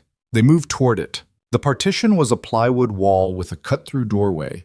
No door, just an opening, and through the opening she could see a lit space. Portable work lights on stands, two tables, several bags half-packed or half-emptied, a laptop open and running. Three people. One of them was seated at the table with his back to the entrance, working at the laptop. One stood near the bags doing something with the contents. The third was on the phone, pacing, speaking in Arabic that she heard from 8 feet away and began translating before she had made the decision to. She absorbed what the pacing man was saying. He was giving a confirmation, an arrival time, a dock number, something about a transfer that was scheduled for first light. His Arabic was formal, Gulf register, not the coastal dialect, but clear and detailed, and she pulled every word of it into the part of her mind that held languages and held it there. Viscari stepped through the opening. The man on the phone stopped pacing. The man at the bags turned. The man at the laptop turned last. Marco was 40-ish, lean, with a face that might have been handsome under different conditions, and was currently the face of a man whose body had made a specific chemical decision. The freeze response, the split-second paralysis of someone who is not supposed to be found but has been found, who has prepared for many contingencies and is now discovering that preparation and reality have a gap between them that is the exact width of Damien Viscari standing in a doorway. Nobody spoke for 3 seconds. Then Marco said, in Italian, something short. "English," Viscari said. Marco looked at him. His face was doing several things at once, none of them a performance, all of them the genuine and unmanaged expressions of a person in a situation from which there was no exit. "How did you—" "English," Viscari said again. The man on the phone, Adele, she identified by the process of elimination, had ended his call and was now very still near the far wall, his eyes moving between Viscari and Caruso and settling on Evelyn with a particular quality of assessment that she recognized as the same quality Tarek had used on her in the warehouse, the rapid filing system of a man categorizing threats. He said something in the coastal dialect. 4 words, directed at Marco. She heard it. "Who is the woman?" "Tell me what he said," Viscari said without looking at her. "He asked who I am," she said. Adele looked at her with an expression that recalibrated completely. She had heard and translated a dialect he had not expected anyone in this room to understand, and the recalibration was the specific recalibration of a man revising an operational assumption in real time. He said something else, faster, more compressed, still in dialect. She translated it immediately. "He's telling Marco the dock transfer needs to move to tonight." Caruso had his weapon visible now, not raised, but visible. The geometry of the room having shifted into something that required honesty about what it was. Adele looked at it and went still in the way that specifically trained people went still, not frozen, but conserving, calculating, the stillness of someone who is alive to the next available movement and waiting for it to appear. Marco stood up from the table. "Damien," he said. Viscari looked at him. The look was extraordinary in its completeness. Nothing hidden, nothing managed, just the full unguarded weight of 9 years and one catastrophic breach, looking directly at the man who had created it. "Sit down," he said. Marco didn't sit down. He stood with his hands at his sides and his face carrying something that might have been the beginning of an explanation, or the beginning of a justification, or simply the particular expression of a man who has done an enormous and irreversible thing and is now in the same room as its consequences. "It wasn't supposed to be a kill operation," Marco said. His voice was steady, in the way a voice was steady when it was being steadied deliberately, the steadiness of effort rather than calm. "I want you to understand that. They told me it was a disruption. Break the negotiation, discredit the alliance, send a message. That was the agreement." Viscari was quiet. "I want you to understand that I didn't—" Marco stopped. The steadiness fractured slightly. "Damien, I didn't want—" "The man on the floor of that warehouse," Viscari said. His voice was completely level. 26 years old, 2 kids, he paused. "Did you know about the catwalk positions?" Marco's jaw moved. "Did you know?" Viscari said. "I knew it wouldn't be clean," Marco said. "I didn't know the full scope. They changed the terms. After I was already in." "After they had what they needed from you," Evelyn said. Marco looked at her. This was the first time he'd looked directly at her. And she held the look without any difficulty because what she felt looking at him was not fear and not even contempt. It was something more tired than either. The specific exhaustion of having been placed in a situation by this man's choices, and having paid for those choices with her arm and her brother's safety, and whatever she had left of the ordinary life she'd been trying to get back to. "Why her name?" Viscari said. "In the file. Explain that specifically." Adele needed a full operational picture, Marco said. Everyone who would be present, anyone with non-standard capabilities. A pause. "She was non-standard. I had to explain what she was for." "What she was for," Viscari repeated. "Her language, her name," Viscari said, and for the first time that night his voice moved just slightly, 1 degree off the absolute level, a degree that was more communicative than shouting would have been. "Her address, her brother, her father. You gave them a targeting package, Marco. Don't call it an operational picture." Marco closed his eyes for 1 second. Adele moved. It was fast, not panicked, not desperate. The movement of someone who had been waiting for a moment of maximum distraction and had correctly identified this as it.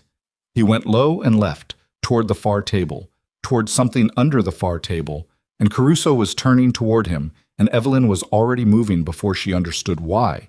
Before any decision had been made at any conscious level, simply because her body had read the geometry of the room and understood what was about to occur. She crossed the space in 3 steps and got to the table the same moment Adele's hand closed around what was under it. A weapon, compact, she didn't look at it directly. And she grabbed his wrist with both hands and used every pound of her body weight to redirect the line of the weapon downward and away from Caruso, from Viscari, from the direction where the people she had, apparently, decided to protect were standing. The weapon discharged into the concrete floor. The sound in the enclosed space was enormous and sourceless, coming from everywhere at once, and the impact of the shot through her hands and wrists was a vibration that traveled up both arms, and she lost her grip and went backward 2 steps and hit the edge of the table, and Adele was repositioning, and then Caruso was on him fully, the kind of controlled physical engagement that ended in 3 seconds, and ended with Adele face down on the concrete with his arm at an angle that was not how arms were supposed to go. Silence. A ringing silence, the auditory aftermath of a gunshot in a closed room. Everything submerged under a high-pitched frequency that she understood would fade and took on faith. She was standing with her back against the table. Her bandaged arm was screaming. She had hit it in the fall, and the wound under the bandage had communicated its displeasure in terms she could not ignore. She pressed her hand over it and breathed through her nose and stayed standing because sitting down was not an option she was willing to take right now. Viscari was beside her. She didn't know when he'd moved. He was simply there, one hand on her shoulder. Not gentle, not rough, just present. The solid reality of another person in a moment that had just become very loud and very small. She could feel through his hand that he was also breathing harder than he normally allowed himself to. The elevated rhythm of a man who had just watched someone take an action on his behalf and was processing it. "Your arm," he said. "I know," she said. "You need to—" "I know," she said again. "In a minute." She looked at Marco. He hadn't moved during any of it. He was still standing near the table with his hands at his sides, and his face had the expression of a man who had watched a waitress from Brooklyn tackle an armed man in a Wilmington auto shop and was having significant difficulty integrating this into his existing model of the world. "The dock transfer," Evelyn said. Her voice came out steady, which surprised her. What Adele was confirming, there's a boat scheduled for first light. Whatever Marco is moving to Fozzie's network, documents, contacts, whatever else is in those bags, it goes out tonight unless you stop it. Viscari looked at Caruso. "We stop it," Caruso said. It wasn't a question. "The dock number," Viscari said, looking at Evelyn. She replayed Adele's phone call in her head, the Arabic, formal register, the specific sequence. Delaware City Marina, slip 44, first light, which at this time of year is approximately 6:15. It was 2:40 in the morning. 3.5 hours, Caruso said. Viscari looked at Marco for a long moment. Marco looked back at him with the specific expression of a man who is measuring what he is about to say against what it will cost. "There's more," Marco said. Nobody spoke. "The file I gave them?" Marco said. "It had a secondary package, not just operational personnel." He stopped. His jaw moved. "Damien, there's a secondary package that Adele was supposed to transmit to Fozzie's network tonight, from this location. It contains—" He stopped again, and this stop was different from the others. It was the stop of a man arriving at the thing he had been circling, the thing at the center of everything he'd done, the weight of it visible in the way his body held itself. "It contains your full financial infrastructure, the property holdings, the shell structure, the names behind the names, everything I built for you over 9 years. If that package goes to Fozzie—" "It destroys everything," Rena said from the doorway. She had come in at some point. Evelyn had not heard her, and she was standing just inside the opening with her phone in her hand and her face carrying the expression of someone who had just pulled a thread and felt the whole structure move. "The laptop," Rena said, "the one that's open. The transmission is scheduled, automated. It goes at 3:15 whether Adele sends it manually or not." Everyone looked at the laptop on the table. The clock in the corner of the screen read 2:47, 28 minutes. Evelyn looked at the laptop and then at Rena and then at Viscari, who was looking at the screen with an expression that she would later spend a long time thinking about. Not panic, not desperation, but the look of a man who has spent a decade building something and is watching a clock count down toward its potential erasure, and who is also, beneath that, doing the things she had seen him do from the first moment in the restaurant, staying inside the problem, not running from its size. "Can you stop it?" she said to Rena. "I need the access key," Rena said. "The transmission is encrypted. It needs Marco's authentication to cancel." Everyone looked at Marco. Marco looked at Viscari. The room balanced on that look for a long moment. 27 minutes on the clock, Adele restrained on the floor, Santos and Keel presumably outside on corners they'd been assigned, Evelyn's arm beating in time with her heart. The whole accumulated weight of a night that had begun with gunfire in a warehouse and had arrived here, at a laptop screen in Delaware, at the question of whether a man who had already destroyed so much would take one step back from the edge. "Marco," Viscari said. The name alone, nothing added to it. Marco looked at him for 3 more seconds, and Evelyn watched his face move through something she could not name. Not one thing, but several things, successive, each one replacing the last, the way weather moved across open water. Then he crossed to the laptop. His hands moved on his keyboard. The screen changed. He entered a sequence that Evelyn didn't watch closely because she was watching his face instead, watching the face of a man doing the last useful thing he might ever do and understanding the full weight of its insufficiency. The screen showed a cancellation confirmation. The clock stopped. Rena exhaled behind her. It was the shortest, most controlled exhale Evelyn had ever heard. The exhale of someone who had been holding their breath for 27 minutes in the interval between one catastrophe and another. Vescari stood very still. Then he looked at Marco, and what was on his face was not relief, not forgiveness, not the recalibration of a relationship. It was something finalized, the face of a man who had closed a ledger. Not with rage, because rage was for people who still hoped, with the specific gravity of something permanently concluded. "Caruso," he said. "Yeah," Caruso said. He didn't say anything else. He didn't need to. Evelyn looked away. She walked back to the main space of the building, the old car lifts, the tool storage, the smell of concrete and oil.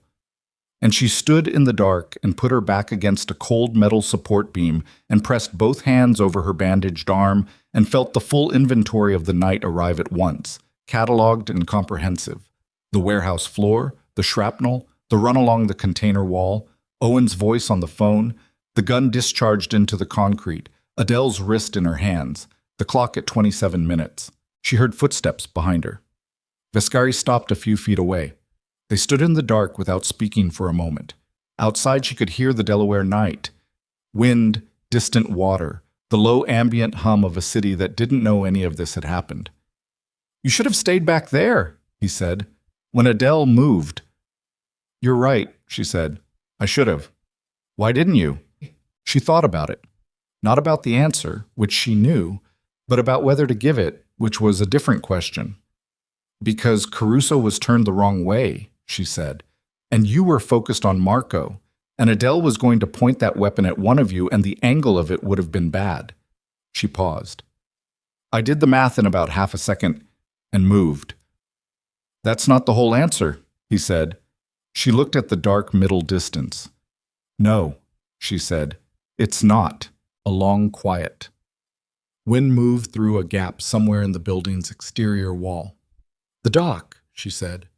"Slip 44. We still have 3 hours. Santos and Keel can handle it," he said. "Are you sure?" "No," he said, "but we're also not going anywhere until someone looks at your arm." She didn't argue. Her arm had moved past the managed pain phase and into the phase that required honest attention, and she understood that arguing was an indulgence she couldn't afford. "There's a hospital in Wilmington," he said. "Not a hospital," she said immediately. "The same man who looked at it before." "Fine," she said. "Him. Not a hospital." She paused. "I don't want a record." He was quiet for a moment. "You're thinking ahead," he said, "about what comes after tonight. Aren't you?" He didn't answer right away. She turned her head and looked at him in the dark. The controlled breathing, the particular stillness, the pale eyes that gave back light without giving back information. "After tonight," he said carefully, "the situation with Fozzie's network doesn't end. The information Adele already transmitted before tonight, your profile, your address, that's already out there. You understand that?" "I understand it." Which means I can't go back to Flatbush and carry plates," she said. "I know. I've known it since the warehouse." She looked back at the dark. "I'm not asking you to solve that for me. I'm asking you what the next 12 hours look like." He told her. She listened. And as he spoke, the dock operation, the Wilmington contacts, the first moves of what was going to be a long and complicated process of neutralizing the damage Marco had done. She felt the last residue of the woman who had walked into the Marlowe room 3 nights ago dissolve completely into the cold Delaware air. And what was left was something she didn't have a word for yet, but that stood with its feet flat on the ground and its eyes open and did not flinch at the size of what was ahead. The sentence had been waiting 3 hours to finish itself, and it finished now in the gray pre-dawn light of the Delaware waterfront as Evelyn Cross stood 40 feet from Slip 44 with salt wind coming off the river, and the smell of low tide and diesel in her lungs, and the full weight of everything she had not yet resolved pressing against the inside of her chest like a hand pushing from within. Santos had reached the marina first. Keel came in from the south side. The boat at Slip 44 was a mid-range motor cruiser, 40 feet, the kind of vessel that didn't announce itself.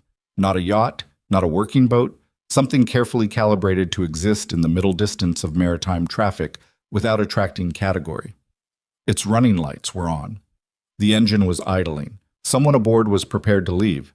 There were 2 men on the dock beside it. Evelyn stood with Vescari behind the marine supply warehouse that blocked the sight line from the slip. And she looked at the two men and felt her arm and listened to the idling engine and understood that this was the last piece of the night, the piece that closed everything or failed to close it, and that there was no version of the next 20 minutes that did not require something from her that she had not planned to give when she'd put on her coat in Flatbush and gotten into Caruso's car. "The man on the left is Adele's contact," Vascari said quietly. He was looking at a photograph on his phone, a blurred Marina surveillance image that Rena had sent in the last 10 minutes. He receives the package and goes out by water. The delivery is the primary operation. The man on the right is muscle. "What's in the package?" she said. "Whatever Marco pulled from my infrastructure that he managed to get out before we stopped the digital transmission. Physical documents, backup records." A pause. "It's the piece of the night we cannot let go." She looked at the two men on the dock. The one on the left was compact, still, the stillness of someone who was on a schedule and was monitoring it. The one on the right was larger, positioned with the specific geometry of a man whose job was to manage the space between his principal and anything that came toward it. "Santos and Keel can approach from the water side," Vascari said. "Pin the boat, but the package moves through the dock contact and I need him to talk before it gets complicated. He knows more than what's in those documents.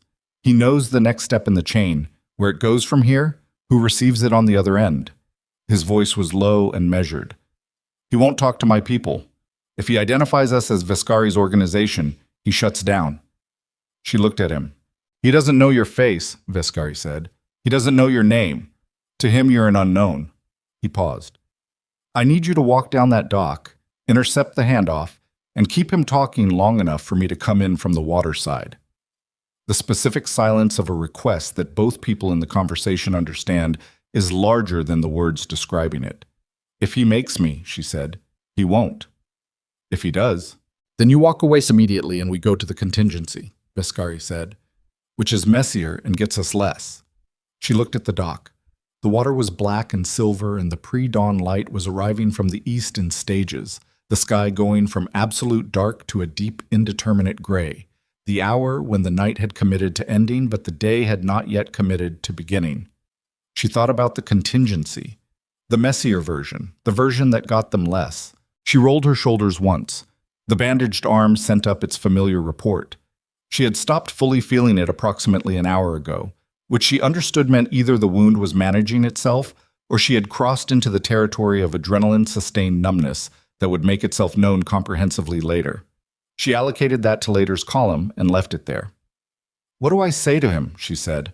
"You don't need to say much," Vascari said. "He's waiting for a courier from Marco's side. You tell him there's a complication with the package, that the digital component was intercepted and the physical needs to be reevaluated before the handoff. Keep him on the dock. Keep him talking."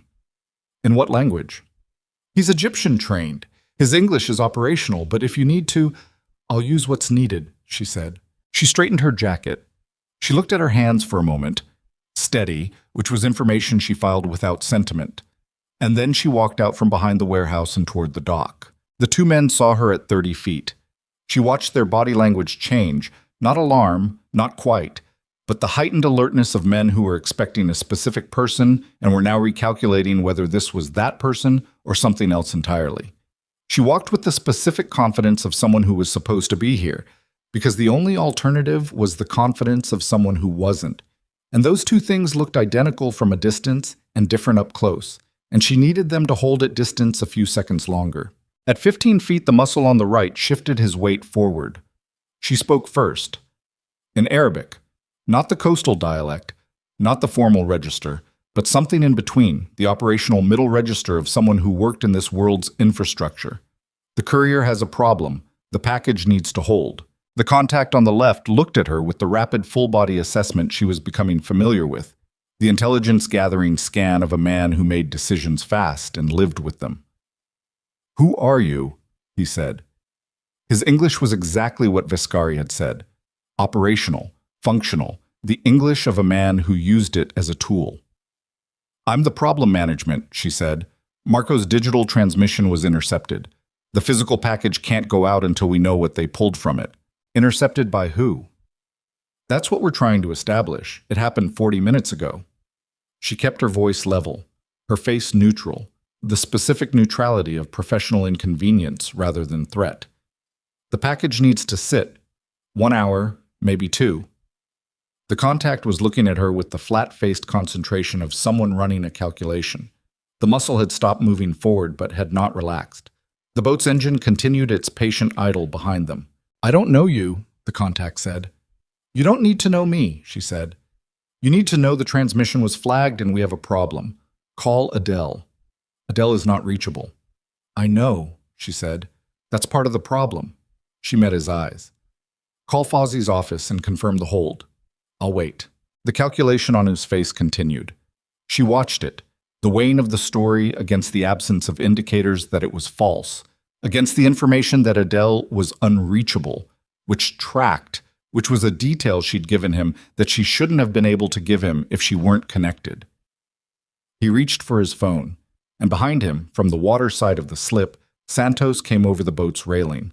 It happened fast.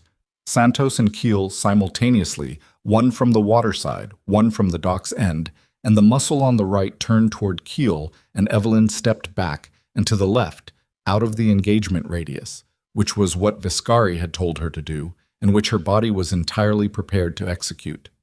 The contact on the left looked from his phone to Santos to Evelyn, and his face ran through its recalibration in real time, the story collapsing, and he made a decision that the muscle hadn't made.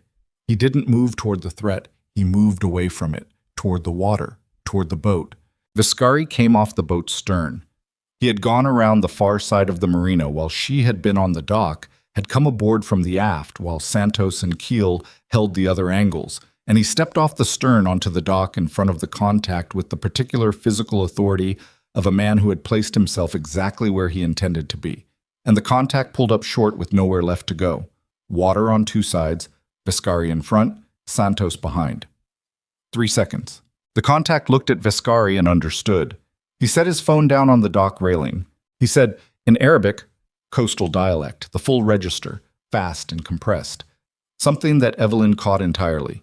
She stood 8 feet away with her heart doing its irregular thing and translated it in her head and understood that what he had just said was not a threat or a defiance, but a specific piece of information delivered with the pragmatic brevity of a man who was assessing his position and finding it terminal and deciding what he had left to trade. He had said, "The second copy goes to Beirut. It's already there." She crossed the distance to Viscari in 4 steps, kept her voice low.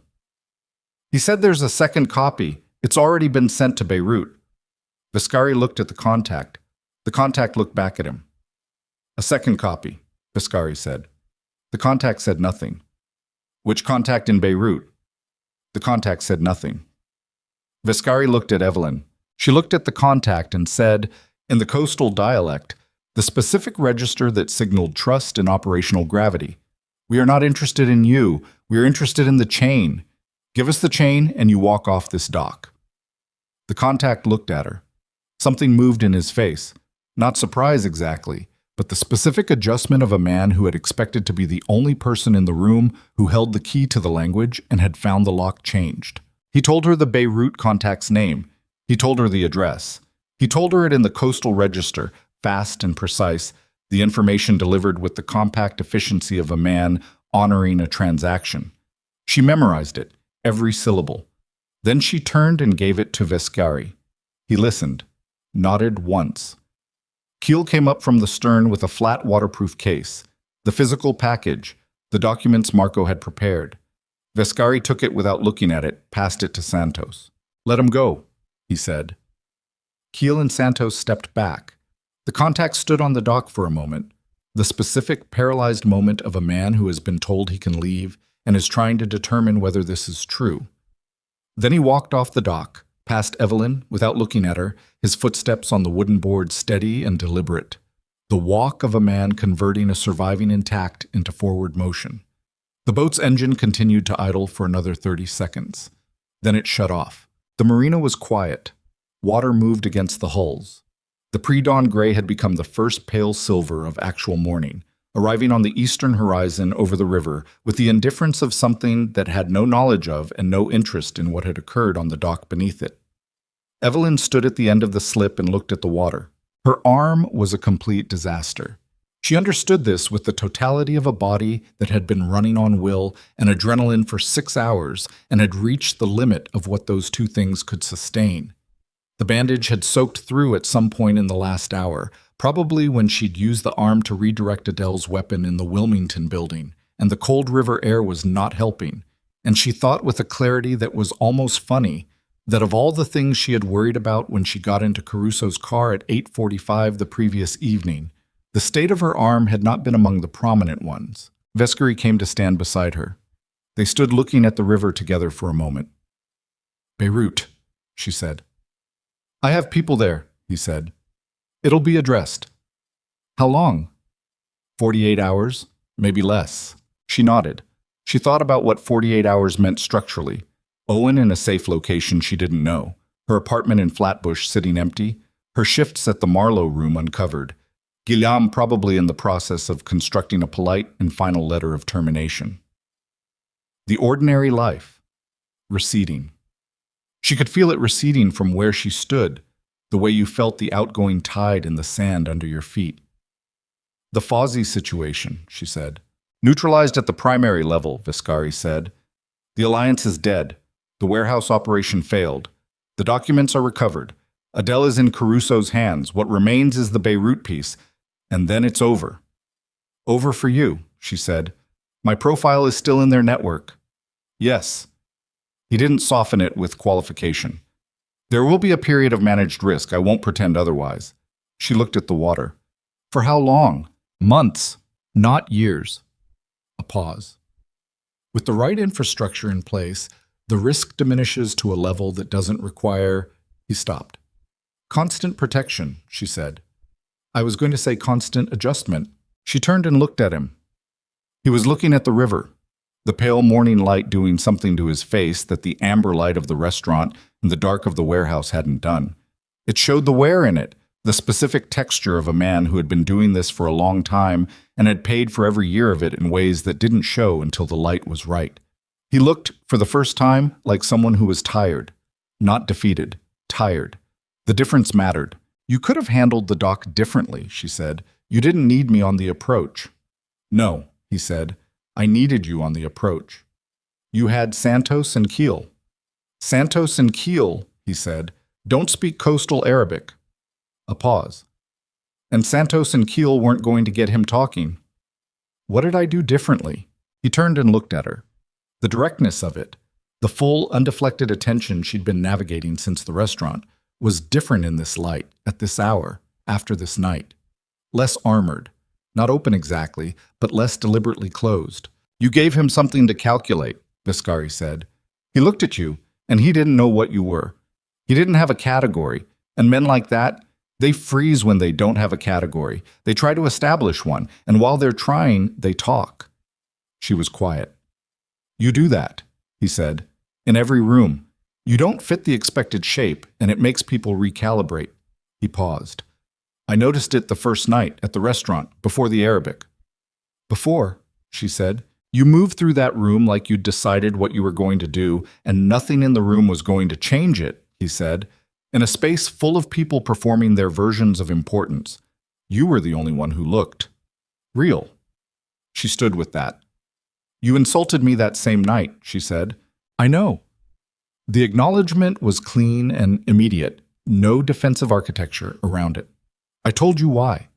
I was wrong, and I was testing something I shouldn't have been testing. And you answered in a way I didn't expect, and I spent the next 4 days thinking about that." "Thinking about what specifically?" "About what it meant," he said. "That the only person in that restaurant who actually saw me was the one I'd tried to make invisible." The water moved. The morning arrived in increments. Somewhere across the marina, a bird called once and then went quiet. Evelyn looked at her bandaged arm, looked at the river, looked at the man standing beside her who had, in the span of 4 days, dismantled the careful, ordinary structure of her life so completely that she could not find the entrance back to it, and who had done so not through force or manipulation, but through the simple, catastrophic mechanism of being a person whose world had genuine weight and who had, for reasons she was still in the process of understanding, decided she belonged in it. "I need to see Owen," she said. "In a few hours," he said. When we have confirmation the Beirut contact is being managed, then you can see him. A pause. I'll have someone drive you. I'll drive myself. Your arm. I'll drive slowly, she said. Something crossed his face that was close enough to the thing she'd seen in the restaurant, in those 3 or 4 seconds before he turned and walked out, that she recognized it. The specific quality of a man who had prepared for many responses and had not prepared for this one. There's something I need to ask you, he said. She waited. When this is resolved, he said, the Fawzi situation, the Beirut piece, all of it closed. He was choosing his words with a care that was different from his usual precision. Not the care of a man managing information, but the care of a man for whom the words actually mattered, and who was trying to honor that. I want to talk to you about what comes after. What comes after for me, she said, or what comes after for you? Both, he said, if you're willing. She looked at him for a moment. At the pale eyes, the tiredness, the 11 hours of a night that had taken something from him she suspected he rarely allowed things to take. At the man who had apologized without theater, who had positioned his body between her and gunfire without announcement, who had said your priority is yourself, and then spent the rest of the night making sure that was actually true. Ask me again, she said, when it's over. He nodded once, accepted it. They stood in the morning quiet for another moment and then walked back off the dock together, not touching, not speaking. Their footsteps on the wooden boards the only sound, the river moving behind them with the indifference of deep water doing what deep water did, regardless of the small and complicated human business being conducted at its edge. The drive back to the city took an hour and 40 minutes. Caruso drove. Evelyn sat in the back, her arm against her body, and watched New Jersey give way to the bridge and the bridge give way to Manhattan's grid. The city arriving like something being assembled from parts. First the skyline, then the bridges, then the boroughs, then the specific blocks and intersections that constituted the geography of a life. She watched it come together and felt, not comfort exactly, but the specific acknowledgement that this was still her city, still the place her address existed, still the place Owen would be when she found him this morning, still the place her father would call on Tuesday night expecting the weekly conversation. Some geographies survived. Santos dropped her 2 blocks from where Owen was being kept, a clean apartment in Astoria, one of Viscari's peripheral properties that had no visible connection to anything, because she wanted to walk the last 2 blocks herself, wanted the space, wanted the cold morning air on her face and the city sounds arriving in layers the way they did on a clear November morning. The early buses, the first deliveries, the particular ambient hum of a place that had been awake all night doing its own things and was now transitioning into the day. Owen opened the door before she knocked. He must have been watching from the window. He looked like he hadn't slept, which she had expected, and he looked frightened in a way that was softening into relief as he processed that she was standing in front of him, which she had also expected. He was wearing the blue jacket from the photograph, and she almost laughed at that, the absurdity of the specific image, the jacket that had been the object of her terror on a restaurant tablecloth. "Ev," he said. "Hi," she said. He looked at her arm, at the coat sleeve, which was not demonstrating its best qualities at this moment. "What happened to your—" "It's managed," she said. "I'm fine." He stood in the doorway looking at her with the face of a 24-year-old who had been transported to an unknown apartment in the middle of the night by people he'd never met, and told only that his sister had asked him to, who had spent 5 hours in this apartment not sleeping and constructing increasingly elaborate versions of whatever his sister had gotten involved in. "Come inside," he said. She came inside. The apartment was nondescript and clean, the furniture of a space kept for functional purposes rather than living. Owen had made coffee, which was the thing he did when he was anxious, the specific occupational therapy of a person who needed to be useful with his hands. There were 2 mugs on the counter. He poured them both without asking, and they sat at the small kitchen table, and she wrapped both hands around her mug because the warmth was something she needed, and the mug was something solid. "Tell me," he said. She told him. Not everything, not the warehouse, not the bodies, not the specific details that belonged in the category of things he did not need to carry. But she told him about the debt, that she had known about it, that she had arranged for it to be addressed, that it had cost her something she was still in the process of understanding the full price of. Owen sat with that. How did you find out? He said. It doesn't matter. It matters to me. Someone told me, she said. Someone who had reason to know and reason to tell me. She held his gaze. The how is less important than the what. The what is that it's done. The account is closed. There will be no further collection. He looked down at his coffee. The muscle in his jaw worked the way their fathers did. She had always seen their father in Owen's jaw, the specific physical echo of a man who processed difficult things by very slightly grinding his back teeth. I'm sorry, he said. I know. Ev, I'm really... Owen. She waited until he looked up. I know, I believe you. And I need you to hear me say that believing you is not the same as pretending it didn't happen. You made a specific set of choices over a specific period of time that put you somewhere very dangerous. That's true. And it's also true that we are sitting here this morning, which is the outcome I was working toward, and that's what matters right now. He nodded. He was looking at her arm again. You should have that looked at, he said, by an actual doctor. I'm going to, she said. Today. Today? Or Evelyn says today? Today, she said. He looked at her for a long moment. What are you going to do now? He said. About all of this. She drank her coffee. It was strong and hot, and she let it be exactly what it was. A cup of coffee at a kitchen table with her brother in a city that was coming fully awake outside the window on a morning that had cost considerably more than any morning she had previously experienced. I'm going to figure that out, she said. Are you safe? She thought about that. The honest version of the answer lived in a complicated territory. The Beirut piece, the 48 hours, the months of managed risk that Viscari had described without softening. The version of safe that was not certainty, but was direction, was momentum, was a situation being actively managed by a man who had not yet, in her direct experience, made a promise he hadn't kept.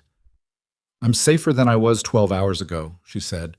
That's the honest answer. He sat with that. Then he reached across the table and put his hand over her good arm, briefly, the way they had held on to each other at their mother's funeral 15 years ago, not saying anything, just the physical fact of presence, the weight of being the people each other had. She let it sit there for a moment. Then she straightened. There's something I need you to do, she said. He took his hand back. What? Call Dad, she said. Today. Not the weekly call. Just call him. Tell him you wanted to check in. Owen looked at her. He understood without requiring explanation. He had always been perceptive in the ways that mattered, even when he was catastrophically impractical in others. And the look he gave her was the look of a young man understanding that his sister had done something very large and was not going to tell him the full scope of it, and that the ask was not about their father needing the call, but about Evelyn needing their father to be called, to be present in the world in the way she needed him to be present. Okay, he said. I'll call him. Good. She finished her coffee. She stood up from the table and picked up her coat. At the door, she stopped and turned. The jacket, she said. He looked down at it. What about it? Don't wear it for a while, she said. He opened his mouth to ask why, and then appeared to decide that this was in the category of things he was going to let go. Okay, he said. She went out into the Astoria morning. She walked for a while, no destination, just direction, the way she sometimes processed things too large for stillness. The city was fully awake now, operating at its weekday frequency, the foot traffic, and the delivery vehicles and the school buses, and all the ordinary machinery of a place whose millions of inhabitants were conducting the daily business of their lives with no knowledge of anything that had happened in a warehouse or a Wilmington auto shop or a Delaware marina in the hours before dawn. She thought about the Marlowe room, about Guillaume's inevitable letter, the crystalline chandeliers, the linen tablecloths pressed between every seating, the particular education of learning to be invisible, to move around the room like water around stone, to hear everything and carry it quietly. She thought about what Viscari had said on the dock. You moved through that room like you'd decided what you were going to do, and nothing in the room was going to change it. She had thought she was performing invisibility. He had watched her and seen something else entirely. Her phone rang at 8:17, Rena's number. Beirut contact identified and located, Rena said, without greeting. Physical interception within 6 hours. The second copy will not be delivered. Confirmed, Evelyn said. One more thing. A pause with texture in it. The pause of someone deciding whether to editorialize and deciding to do it anyway. The financial infrastructure, what Marco tried to transmit. Damien asked me to tell you that your name and profile have been removed from all recoverable records. Whatever exposure you had going in, it's cleaned. Evelyn stopped walking. He didn't need to do that, she said. No, Rena said. He didn't. Another pause. He also asked me to tell you the Wilmington facility doctor is available today at any time for your arm. He said you'd probably say you already had a plan and he wanted to make sure you knew the option was there. Despite everything, despite the arm and the warehouse floor and Owen's frightened face in the doorway and the accumulated weight of a night that had cost more than she had budgeted for, something in her chest did the thing she had been refusing to let it do since the restaurant 3 nights ago. It happened without permission and without announcement, quietly, like a window opening. Tell him thank you, she said. Tell him I'll call. She hung up. She stood on the Astoria sidewalk in the November morning with her coat collar up and her damaged arm against her body and the city going about its business in every direction, and she stood there for a moment simply being a person on a sidewalk, which was the most ordinary thing available to her, and which felt, for reasons she couldn't have fully articulated, like something she had earned. Then she started walking again. 6 weeks later, Manhattan's Upper District was doing what it did in December. The lights, the compressed foot traffic, the particular cold that came off the river and moved through every gap in the architecture with democratic thoroughness. Evelyn Cross walked through it in a dark wool coat with her collar up and both hands in her pockets, and her arm healed, and her bearing carrying the specific quality that Vescari had identified in the restaurant. A woman who had decided what she was going to do and for whom the room, any room, was simply the space in which she was going to do it. She had not returned to the Marlowe room. Guillaume had sent a letter, polite, careful, the letter of a man who suspected something significant had occurred and had decided that not knowing the details was the professional choice. She had written back thanking him for 3 years, meaning it, and folded the chapter closed. Owen had called their father, and then called him again the following week, and the week after that. Their father, who had said nothing about the increased frequency except to seem quietly pleased by it, had, in one of their recent calls, mentioned offhandedly that Owen had asked him about the Arabic, about the dialects specifically, the regional variations. Their father had said he'd been surprised and happy to talk about it for 2 hours. She had not told Owen about the Arabic. She had not told him most things.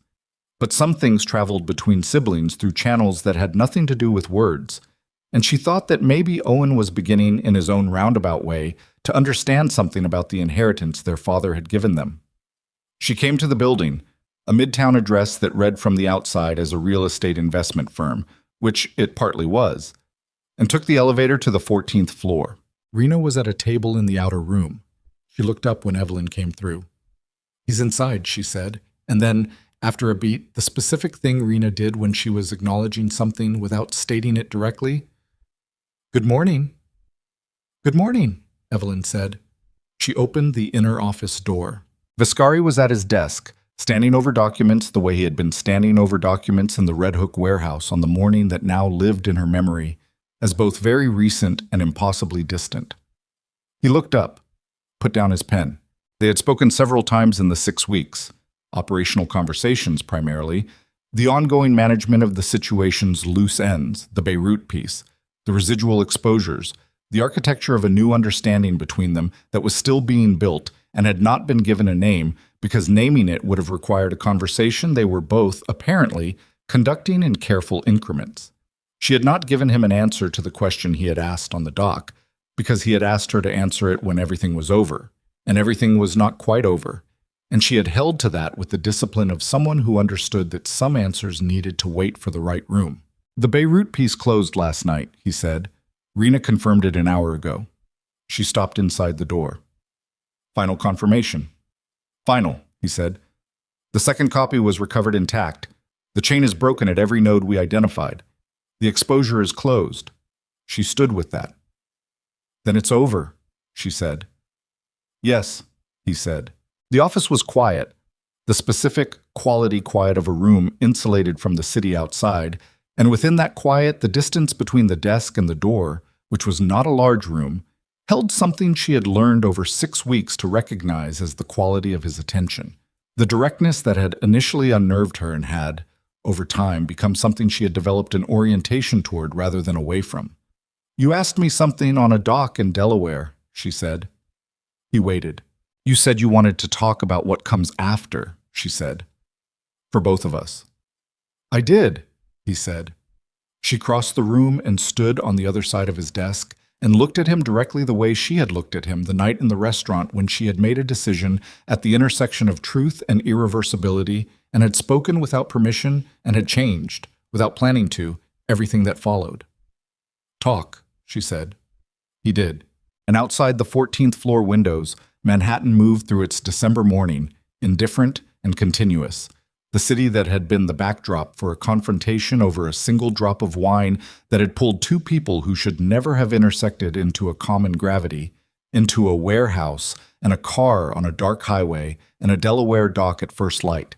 The city that had watched, without caring, as a waitress from Flatbush and a man who controlled an empire built on fear found, in the most improbable room and the most improbable language and at the most improbable cost, the specific rare thing that neither of them had been looking for. Not safety. Safety was the floor, not the ceiling. Not love as a transaction or a reward or a rest from the world's difficulty. Something rarer and more structural than that. The presence of another person who looked at you at your most stripped and most honest and did not look away. Who challenged you in your own language and meant every word of it. Who moved through darkness beside you not because they had been given no choice, but because they had been given the choice and had chosen, again and again, to stay. That morning, on the 14th floor of a building on a street in a city that had no knowledge of and no interest in their particular story, they began. Not gently, not without the texture of everything they had already come through, but they began. And for two people who had each, in their own way, spent a long time surviving rather than living, that was precisely, exactly, and without apology, enough. The end.